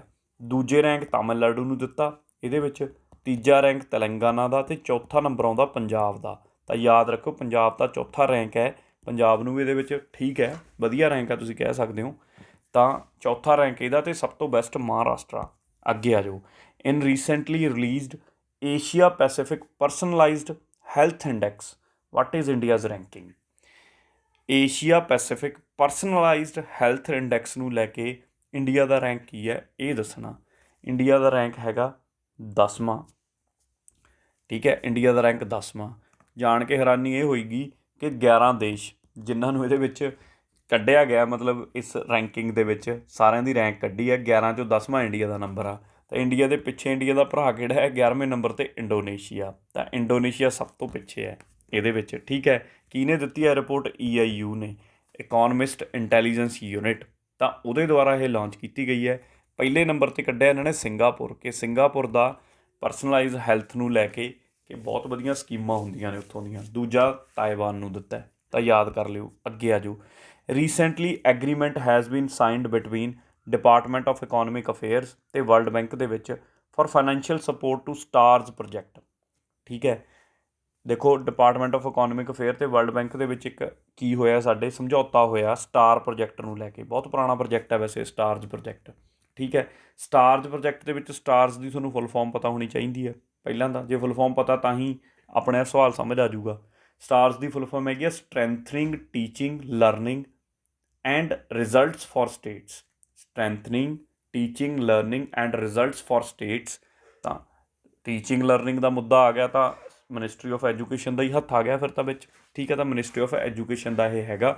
6 ਸਟੇਟਾਂ ਦੇ ਵਿੱਚ ਇਹਨਾਂ ਨੇ ਪਹਿਲਾਂ ਇਹ ਪ੍ਰੋਜੈਕਟ ਚਲਾਉਣਾ। ਕਿਹੜੀਆਂ ਕਿਹੜੀਆਂ ਨੇ? ਹਿਮਾਚਲ ਪ੍ਰਦੇਸ਼, ਕੇਰਲਾ, ਮੱਧ ਪ੍ਰਦੇਸ਼, ਰਾਜਸਥਾਨ, ਉੜੀਸਾ, ਅਤੇ 6ਵੀਂ ਸਟੇਟ ਹੈਗੀ ਆ ਮਹਾਰਾਸ਼ਟਰਾ। ਪਹਿਲਾਂ ਇੱਕ ਮਤਲਬ ਡੈਮੋ ਤੌਰ 'ਤੇ 6 'ਚ ਚੱਲੂਗਾ, ਫਿਰ ਹੋਰ ਦੇ ਵਿੱਚ ਅੱਗੇ ਲੈ ਕੇ ਜਾਣਗੇ ਜੇ ਕਾਮਯਾਬ ਰਿਹਾ ਇਹ ਪ੍ਰੋਜੈਕਟ। ਨਾਮ ਤੋਂ ਸਮਝ ਆ ਰਿਹਾ ਕਿ ਟੀਚਿੰਗ ਲਰਨਿੰਗ ਨੂੰ ਸੁਧਾਰਨਾ ਤਾਂ ਕਿ ਸਟੇਟਾਂ ਦੇ ਰਿਜ਼ਲਟ ਐਜੂਕੇਸ਼ਨ ਸਿਸਟਮ ਨੂੰ ਚੱਕਿਆ ਜਾ ਸਕੇ। 45ਵਾਂ question, corruption perception index 2020 release ਹੋਇਆ ਹੁਣੀ, ਕਿਹਦੇ ਦੁਆਰਾ ਬਣਾਇਆ ਗਿਆ? ਭ੍ਰਿਸ਼ਟਾਚਾਰ ਪ੍ਰੇਰਕ ਸੂਚੀ ਕਿਹਨੇ ਤਿਆਰ ਕੀਤੀ ਹੈ, ਠੀਕ ਹੈ। ਤਾਂ ਇਹਦਾ ਆਨਸਰ ਕਰੈਕਟ ਸਾਡੇ ਕੋਲ ਹੈਗਾ transparency international. Transparency international corruption index ਨੂੰ ਇਹੀ ਕੱਢਦੀ ਹੈ ਹਰ ਵਾਰ। ਹੈੱਡਕੁਆਟਰ ਕਿੱਥੇ ਹੈ ਇਹਦਾ? ਬਰਲਿਨ 'ਚ। ਬਰਲਿਨ ਕਿਹਦਾ ਸ਼ਹਿਰ ਹੈ? ਜਰਮਨ ਦਾ। ਰੈਂਕ ਦੀ ਗੱਲ ਕਰ ਲਈਏ, ਇੰਡੀਆ ਦਾ ਰੈਂਕ ਇਹਨਾਂ ਨੇ ਕੱਢਿਆ 86ਵਾਂ। ਟੋਟਲ 180 ਪਾਰਟੀਆਂ ਨੂੰ ਇਹਨਾਂ ਨੇ ਚੱਕਿਆ ਸੀ, ਜਿਨ੍ਹਾਂ ਦਾ ਲਾਸਟ ਈਅਰ ਪਤਾ ਸਾਡਾ ਰੈਂਕ ਕਿੰਨਾ ਸੀ? 80 ਸੀ। ਮਤਲਬ 6 ਪਿੱਛੇ ਚਲੇ ਗਏ ਕਰਪਸ਼ਨ ਦੇ ਮਸਲੇ 'ਚ, ਤਰੱਕੀ ਹੋਈ ਹੈ, ਠੀਕ ਹੈ। ਤਾਂ ਇਹ ਹੋ ਗਿਆ ਸਾਡੇ ਕੋਲ 45ਵਾਂ ਕੁਐਸਚਨ। 46ਵੇਂ 'ਤੇ ਆ ਜਾਓ। ਰੀਸੈਂਟਲੀ ਕਿਹੜੀ ਯੂਰਪੀਅਨ ਨੇਸ਼ਨ ਹੈ ਜਿਹੜੀ ਓਨਲੀ ਕੰਟਰੀ ਬਣ ਗਈ ਕਰੰਟਲੀ ਵਰਲਡ 'ਚ ਜਿਹੜੀ ਸਾਰੀ ਵੂਮੈਨ ਦੁਆਰਾ ਲੈਡ ਕੀਤੀ ਜਾਊ, ਮਤਲਬ ਉਹਦਾ ਪ੍ਰੈਜ਼ੀਡੈਂਟ ਵੀ ਵੂਮੈਨ ਹੈ, ਔਰਤ ਹੈ, ਪ੍ਰਾਈਮ ਮਿਨਿਸਟਰ ਵੀ ਔਰਤ ਹੈ, ਦੋਨੋਂ ਹੀ। ਤਾਂ ਮਤਲਬ ਰਾਜ ਹੀ ਔਰਤਾਂ ਦਾ ਹੋ ਗਿਆ ਪੂਰੇ ਉਹਦੇ ਵਿੱਚ, ਉਹੀ ਚਲਾਉਣਗੀਆਂ। ਇੰਪੋਰਟੈਂਟ ਬਣਦਾ ਸਵਾਲ। ਕਿਹੜੀ ਹੈ ਜੀ ਸਾਡੇ ਕੋਲ? ਆਨਸਰ ਹੈਗਾ ਐਸਟੋਨੀਆ। ਐਸਟੋਨੀਆ, ਕਿਉਂਕਿ ਐਸਟੋਨੀਆ ਦੀ ਹੁਣੇ ਜੇ ਤੁਹਾਨੂੰ ਮੈਂ ਪੁੱਛਾਂ ਕੌਣ ਹੈ PM ਜਿਹੜੀ ਹੁਣੇ ਲੱਗੀ ਹੈ, ਜਿਹਦੇ ਕਰਕੇ ਰਾਸ਼ਟਰਪਤੀ ਤਾਂ ਪਹਿਲੀ ਸੀ ਲੇਡੀ ਸੀ, PM ਦਾ ਨਾਮ ਹੈਗਾ ਕਾਜਾ ਕਲਸ, ਨਾਮ ਯਾਦ ਕਰ ਲਿਓ, ਕਾਜਾ ਕਲਸ। ਠੀਕ ਹੈ। ਅਤੇ ਐਸਟੋਨੀਆ ਦੀ ਜੇ ਕੈਪੀਟਲ ਪੁੱਛ ਲਈ ਜਾਵੇ ਤਾਂ ਕੈਪੀਟਲ ਇਹਦੀ ਹੈਗੀ ਆ ਟਲਿਨ। ਟਲਿਨ ਐਸਟੋਨੀਆ ਦੀ ਕੈਪੀਟਲ ਹੈ। ਅੱਗੇ ਆ ਜਾਓ 47ਵੇਂ ਕੁਐਸਚਨ 'ਤੇ। ਕਿਹੜੀ which of the following has released first revised estimates of national income consumption expenditure saving capital formation for financial year 2019-20 ਵਿੱਤੀ ਸਾਲ 2019-20 ਲਈ ਰਾਸ਼ਟਰੀ ਆਮਦਨ, ਖਪਤ ਖਰਚੇ, ਬੱਚਤ ਅਤੇ ਪੂੰਜੀ ਨਿਰਮਾਣ ਦਾ ਪਹਿਲਾ ਸੰਸ਼ੋਧਿਤ ਅਭਿਆਨ ਇਹਨਾਂ ਵਿੱਚੋਂ ਕਿਹਨੇ ਜਾਰੀ ਕੀਤਾ, ਇਹ ਦੱਸਣਾ। ਤਾਂ ਇਹਦਾ ਕਰੈਕਟ ਆਨਸਰ ਸਾਡੇ ਕੋਲ ਬਣਦਾ B, NSO। NSO ਦੀ ਫੁੱਲ ਫਾਰਮ ਹੈਗੀ ਹੈ ਨੈਸ਼ਨਲ ਸਟੈਟਿਸਟੀਕਲ ਆਫਿਸ, ਅਤੇ ਸਾਡੀ ਮੌਸਪੀ ਮਿਨਿਸਟਰੀ ਜਿਹੜੀ ਹੈਗੀ ਹੈ, ਠੀਕ ਹੈ, ਉਹਦੇ ਅੰਡਰ ਆਉਂਦਾ Ministry of Statistics and Programme Implementation. ਉਹਦੇ ਤਹਿਤ ਇਹ ਆਫਿਸ ਹੈ ਜਿਹਨੇ ਇਹ ਕੱਢ ਕੇ ਦੇਣਾ ਹੈ। ਅੱਗੇ ਆ ਜਾਓ। Name the first Gulf country to formalise a process to offer citizenship to select group of foreigners. ਇਹ ਕਹਿੰਦੇ ਚੁਣਵੇਂ ਜੇ ਲੋਕਾਂ ਨੂੰ ਅਸੀਂ ਕੀ ਦੇਵਾਂਗੇ, ਸਿਟੀਜ਼ਨਸ਼ਿਪ ਦੇਵਾਂਗੇ, ਜਿਹੜੇ ਸਾਡੇ ਮਤਲਬ ਮਾਈਗ੍ਰੇਸ਼ਨ ਕਰਕੇ ਸਾਡੇ ਦੇਸ਼ 'ਚ ਲੋਕ ਆਏ ਨੇ। ਕਿਉਂ? ਇਹ ਚਾਹੁੰਦੇ ਨੇ ਕਿ ਚੰਗੇ ਲੋਕ ਹੀ ਸਾਡੇ ਦੇਸ਼ ਦੇ ਸਿਟੀਜ਼ਨ ਬਣਨ ਅਤੇ ਸਾਡੀ ਇਕੋਨਮੀ ਦੇ ਵਿੱਚ ਹਿੱਸਾ ਪਾਉਣ, ਗਰੋਥ ਦੇ ਵਿੱਚ ਹਿੱਸਾ ਪਾਉਣ। ਤਾਂ ਕਰੈਕਟ ਆਨਸਰ ਇਹਦਾ ਕੀ ਆ? C, UAE ਨੇ ਇਹ ਹੁਣੀ ਫੈਸਲਾ ਲਿਆ। ਅੱਗੇ ਹੁਣ ਕੁਛ ਮਿਸਲੇਨੀਅਸ 'ਤੇ ਗੱਲਾਂ ਕਰ ਲਈਏ, ਬਸ ਆਖਰੀ ਛਣਾਂ ਦੇ ਵਿੱਚ ਹੀ ਆਪਣਾ ਲੈਕਚਰ। ਮਿਸਲੇਨੀਅਸ 'ਚ ਸਭ ਤੋਂ ਪਹਿਲਾਂ ਨਿਹਾਲ ਸਰੀਨ। ਨਿਹਾਲ ਸਰੀਨ ਨੇ ਇੱਕ ਪ੍ਰਾਈਜ਼ ਜਿੱਤਿਆ, ਗੈਸਪਰੋਮ ਬ੍ਰਿਲੀਅੰਸੀ ਪ੍ਰਾਈਜ਼, ਚੈਸ ਦੇ ਵਿੱਚ। ਕੌਣ ਸੀਗਾ ਇਹ? 14 ਸਾਲ ਦੀ ਉਮਰ 'ਚ ਹੀ ਗ੍ਰੈਂਡ ਮਾਸਟਰ ਬਣ ਗਿਆ ਸੀ, ਮਤਲਬ ਚੈਸ ਦਾ ਪਲੇਅਰ ਹੈ, ਯਾਦ ਰੱਖਿਓ। ਨੈਸ਼ਨਲ ਗਰਲ ਚਾਈਲਡ ਡੇ ਕਦੋਂ ਸੈਲੀਬਰੇਟ ਕੀਤਾ ਜਾਂਦਾ? 24 ਜਨਵਰੀ ਨੂੰ। ਠੀਕ ਹੈ। ਅਤੇ ਇੰਟਰਨੈਸ਼ਨਲ ਡੇ ਹਰ ਸਾਲ, international day of girl child ਜਦ ਕਿ ਹੋਰ ਡੇਟਾ ਨੈਸ਼ਨਲ ਦੀ ਗੱਲ ਕਰ ਰਹੇ ਹਾਂ ਇੰਡੀਆ 'ਚ, ਉਹ ਹੁੰਦਾ 11 ਅਕਤੂਬਰ ਨੂੰ। ITBF ਨੇ ਹੁਣੀ ice hockey association of India ਦਾ 10ਵਾਂ ਆਈਸ ਹਾਕੀ ਚੈਂਪੀਅਨਸ਼ਿਪ ਜਿੱਤੀ ਹੈ। ਕਿਹਨੇ ਜਿੱਤੀ ਹੈ? ITBP ਨੇ, ਯਾਦ ਰੱਖਿਓ। ਲਦਾਖ 'ਚ ਹੋਇਆ ਸੀ ਇਹ match. United nation general assembly ਨੇ 24 ਜਨਵਰੀ ਨੂੰ ਡਿਕਲੇਅਰ ਕੀਤਾ international day of education. Important ਹੈ UNGA ਕਿਉਂਕਿ ਯੂਨਾਈਟਿਡ ਨੇਸ਼ਨ ਦੁਆਰਾ ਕਿਹਾ ਗਿਆ। ਨੈਸ਼ਨਲ ਵੋਟਰ ਡੇ 25 ਜਨਵਰੀ 2021 ਨੂੰ ਮਨਾਇਆ ਗਿਆ। ਥੀਮ ਕੀ ਸੀ? Making our voters empowered, vigilant, safe and informed. ਇਹ ਵੀ ਇੰਪੋਰਟੈਂਟ ਹੈ। ਨੈਸ਼ਨਲ ਟੂਰਿਜ਼ਮ ਡੇ ਕਦੋਂ ਮਨਾਇਆ ਜਾਂਦਾ? 25 ਜਨਵਰੀ ਨੂੰ ਹਰ ਸਾਲ। ਇਸ ਵਾਰ ਦਾ ਥੀਮ ਕੀ ਸੀ? ਦੇਖੋ ਆਪਣਾ ਦੇਸ਼। ਭਾਰਤ ਪਰਬ ਲਾਸਟ ਵੀਕ ਜਨਵਰੀ ਦੇ ਵਿੱਚ ਮਿਨਿਸਟਰੀ ਆਫ ਟੂਰਿਜ਼ਮ ਨੇ ਮਨਾਇਆ ਅਤੇ ਲੋਕ ਸਭਾ ਦੇ ਸਪੀਕਰ ਓਮ ਬਿਰਲਾ ਨੇ ਇਹਨੂੰ ਇਨੋਗਰੇਟ ਕਰਿਆ ਸੀ, ਭਾਰਤ ਪਰਬ ਨੂੰ। ਆ ਜਾਓ ਅੱਗੇ। ਇੰਟਰਨੈਸ਼ਨਲ ਹੋਲੋਕਾਸਟ ਰਿਮੈਂਬਰੈਂਸ ਡੇ। ਹੋਲੋਕਾਸਟ ਕੀ ਸੀਗਾ? ਜਦੋਂ ਤੁਸੀਂ ਜਾਣਦੇ ਹੋ ਕਿ ਹਿਟਲਰ ਨੇ ਜੋ ਯਹੂਦੀ ਚੱਕ ਕੇ ਹੈ ਨਾ ਉਹਦੇ 'ਚ ਸਿੱਟਤੇ ਸੀਗੇ ਬੋਇਲਰਾਂ ਦੇ ਵਿੱਚ, ਤਾਂ ਉਹਨੂੰ ਹੋਲੋਕਾਸਟ ਦੇ ਤੌਰ 'ਤੇ ਮੰਨਿਆ ਜਾਂਦਾ। ਉਹਦੇ ਯਾਦ 'ਚ ਦਿਨ ਮਨਾਇਆ ਜਾਂਦਾ 27 ਜਨਵਰੀ। ਇੰਟਰਨੈਸ਼ਨਲ ਪੁਆਇੰਟ ਆਫ ਵਿਊ ਤੋਂ ਇੰਪੋਰਟੈਂਟ ਹੈ, ਯਾਦ ਰੱਖਿਓ 27 ਜਨਵਰੀ। ਵਰਲਡ ਲਿਪਰੈਸੀ ਡੇ। ਲਿਪਰੈਸੀ ਨੂੰ ਹੋਰ ਕੀ ਕਹਿ ਦਿੱਤਾ ਜਾਂਦਾ? ਹੈਂਸਨ ਡਿਜ਼ੀਜ਼ ਕਹਿ ਦਿੱਤਾ ਜਾਂਦਾ, ਯਾਦ ਰੱਖਿਓ। ਕਈ ਵਾਰ ਸਿੱਧਾ ਹੀ ਪੁੱਛ ਲੈਂਦੇ ਨੇ which of the following is called Hansen's disease. ਤਾਂ ਕਿਹੜਾ ਜੀ ਸਾਡੇ ਕੋਲੇ? That is leprosy. Internationally last Sunday ਹਰ ਜਨਵਰੀ ਦਾ ਵਰਲਡ ਲਿਪਰੇਸੀ ਡੇ ਦੇ ਤੌਰ 'ਤੇ ਮਨਾਇਆ ਜਾਂਦਾ। ਏਸ਼ੀਅਨ ਫੁੱਟਬਾਲ ਫੈਡਰੇਸ਼ਨ ਨਿਊਜ਼ 'ਚ ਸੀ। ਇਹਦਾ ਹੈੱਡਕੁਆਟਰ ਦੱਸਣਾ ਕਿੱਥੇ ਹੈ। ਹੈੱਡਕੁਆਟਰ ਇਹਦਾ ਮਲੇਸ਼ੀਆ ਦੇ ਵਿੱਚ ਹੈ, ਯਾਦ ਰੱਖਿਓ। ਅੱਗੇ ਯੂਨਾਈਟਿਡ ਨੇਸ਼ਨ ਐਨਵਾਇਰਨਮੈਂਟ ਪ੍ਰੋਗਰਾਮ ਨੇ ਰਿਲੀਜ਼ ਕੀਤੀ ਹੈ ਗਲੋਬਲ ਕਲਾਈਮੇਟ ਲਿਟੀਗੇਸ਼ਨ ਰਿਪੋਰਟ 2021। ਇਸ ਰਿਪੋਰਟ ਦੇ ਅਕੋਰਡਿੰਗਲੀ ਯਾਨੀ ਕਿ ਕਲਾਈਮੇਟ ਨੂੰ ਲੈ ਕੇ ਜਿਹੜੇ ਲਿਟੀਗੇਸ਼ਨ ਦੇ ਕੇਸ ਨੇ, ਵੀ ਕਲਾਈਮੇਟ ਨੂੰ ਲੈ ਕੇ ਲਿਟੀਗੇਸ਼ਨ ਕਿਵੇਂ ਤੁਸੀਂ ਕਹਿ ਸਕਦੇ ਹੋ ਕਿ ਬਹੁਤ ਜ਼ਿਆਦਾ ਵੱਧਦਾ ਜਾ ਰਿਹਾ ਹੈ, ਇਹਨੂੰ ਕੰਟਰੋਲ ਕੀਤਾ ਜਾਣਾ ਚਾਹੀਦਾ, ਦੇਸ਼ਾਂ ਨੂੰ ਇਕੱਠੇ ਬੈਠਣਾ ਚਾਹੀਦਾ ਕੋਈ ਫੈਸਲਾ ਲੈਣ, ਇਹੋ ਜਿਹੇ ਕੇਸਿਸ ਦੀ ਗੱਲ ਕਰ ਰਿਹਾ। ਇਹ ਕਹਿੰਦਾ ਡਬਲ ਹੋ ਗਏ ਪਿਛਲੇ 3 ਸਾਲਾਂ 'ਚ। ਮਤਲਬ ਲੋਕ ਇੰਨੇ ਇਹਨੂੰ ਲੈ ਕੇ ਚਿੰਤਿਤ ਨੇ ਕਿ ਵਾਰ-ਵਾਰ ਲਿਟੀਗੇਸ਼ਨਾਂ ਪਾ ਰਹੇ ਨੇ ਕਿ ਭਾਈ ਇਹਨੂੰ ਕੰਟਰੋਲ ਕਰਨ ਵਾਸਤੇ ਤੁਸੀਂ ਬਹਿ ਕੇ ਚੱਜ ਨਾਲ, ਜਿਹੜੇ ਤੁਸੀਂ ਨੇ ਪੈਰਿਸ ਐਗਰੀਮੈਂਟ ਕਰਿਆ ਸੀ 2015 'ਚ, 2030 ਤੱਕ ਜਿਹੜੇ ਦੇਸ਼ਾਂ ਨੇ ਆਪਣੇ INDCs ਦਿੱਤੇ ਹੋਏ ਨੇ ਉਹਨਾਂ 'ਤੇ ਚੱਜ ਨਾਲ ਕੰਮ ਕਰੋ। ਠੀਕ ਹੈ। ਜੇ ਤੁਸੀਂ ਕਿਹਾ ਕਿ ਇੰਨੀ ਸੋਲਰ ਐਨਰਜੀ ਪ੍ਰੋਡਿਊਸ ਕਰਾਂਗੇ ਤਾਂ ਕਰੋ, ਗੱਲਾਂ 'ਚ ਨਾ ਕਰੋ, ਐਕਚੁਅਲ 'ਚ ਕਰੋ। ਅੱਗੇ ਆ ਜਾਓ। ਚੁੱਪ ਨਾ ਬੈਠੋ। ਚੁੱਪ ਨਾ ਬੈਠੋ ਇੱਕ ਡਿਜੀਟਲ ਕੈਂਪੇਨ ਸੀ, ਰੀਸੈਂਟਲੀ ਲਾਂਚ ਹੋਇਆ ਸੀਗਾ। ਕਿਹਦੇ ਦੁਆਰਾ? Advertising standards council of India. Advertising standard council of India ਦੁਆਰਾ ਚੁੱਪ ਨਾ ਬੈਠੋ ਇੱਕ ਕੈਂਪੇਨ ਲਾਂਚ ਕੀਤਾ ਗਿਆ ਸੀਗਾ। ਅੱਗੇ ਗਾਹਕਾਂ ਵਾਸਤੇ ਹੈ। ਐਡਵਰਟਾਈਜ਼ਿੰਗ ਦਾ ਮਤਲਬ ਇਹੀ ਹੈ ਕਿ ਐਡ ਕਰਨ ਵਾਲਿਆਂ ਲਈ, ਜਿਹੜੇ ਐਡ ਕਰਦੇ ਨੇ ਕਿ ਗਲਤ ਐਡ ਤਾਂ ਨਹੀਂ ਕੋਈ ਕਰ ਰਿਹਾ ਹੈਗਾ ਕਿ ਤੁਹਾਨੂੰ ਗਲਤ ਇਨਫੋਰਮੇਸ਼ਨ ਦੇ ਕੇ ਆਪਦਾ ਪ੍ਰੋਡਕਟ ਵੇਚਣ ਦੀ ਕੋਸ਼ਿਸ਼ ਕਰ ਰਿਹਾ ਤਾਂ ਉਹਦੇ ਅਗੇਂਸਟ ਕੰਪਲੇਂਟ ਕਰੋ। ਤਾਂ ਉਹਨੂੰ ਲੈ ਕੇ ਕੈਂਪਨ ਸੀ। ਯੂਪੀ ਗੌਰਮੈਂਟ ਨੇ ਸੈਟਅਪ ਕੀਤਾ ਇੰਡੀਆ ਦਾ ਪਹਿਲਾ ਲੈਦਰ ਪਾਰਕ। ਤਾਂ ਇੰਡੀਆ ਦਾ ਫਸਟ ਲੈਦਰ ਪਾਰਕ ਕਿੱਥੇ? ਕਾਨਪੁਰ ਦੇ ਵਿੱਚ ਯੂਪੀ ਗੌਰਮੈਂਟ ਦੁਆਰਾ ਲਾਂਚ ਕੀਤਾ ਗਿਆ। ਅਗਲਾ, ਹੁਣ ਤੱਕ ਕਿਸੇ ਵੀ ਯੂਰਪੀਅਨ ਕੰਟਰੀ ਨੇ ਚਾਈਨਾ ਦੀ ਬਣੀ ਹੋਈ ਕੋਵਿਡ-19 ਵੈਕਸੀਨ ਜਿਹਦਾ ਨਾਮ ਹੈਗਾ ਸਿਨੋਫਾਰਮ, ਕਿਸੇ ਨੇ ਨਹੀਂ ਅਪਰੂਵ ਕੀਤਾ। ਪਹਿਲੀ ਕੰਟਰੀ ਹੈ ਜਿਹਨੇ ਅਪਰੂਵ ਕਰਤਾ, ਕਿਹੜੀ? ਹੰਗਰੀ। ਹੰਗਰੀ ਪਹਿਲੀ ਕੰਟਰੀ ਬਣ ਗਈ ਜਿਹਨੇ ਕੋਵਿਡ-19 ਦੇ ਵੈਕਸੀਨ ਨੂੰ ਅਪਰੂਵ ਕੀਤਾ। ਤਾਂ ਅੱਜ ਦੀ ਡਿਸਕਸ਼ਨ 'ਚ ਇੰਨਾ ਹੀ ਆ। ਅਤੇ ਇੱਥੇ ਆਪਣੇ ਜਨਵਰੀ ਦੇ ਸਾਰੇ ਕਰੰਟ ਅਫੇਅਰਸ ਖਤਮ ਹੁੰਦੇ ਨੇ। ਹੁਣ ਅੱਗੇ ਜਿਹੜੇ ਲੈਕਚਰ ਹੋਣਗੇ ਉਹ ਆਪਾਂ ਫੈਬਰਰੀ ਨੂੰ ਸ਼ੁਰੂ ਕਰਾਂਗੇ। Thank you for watching.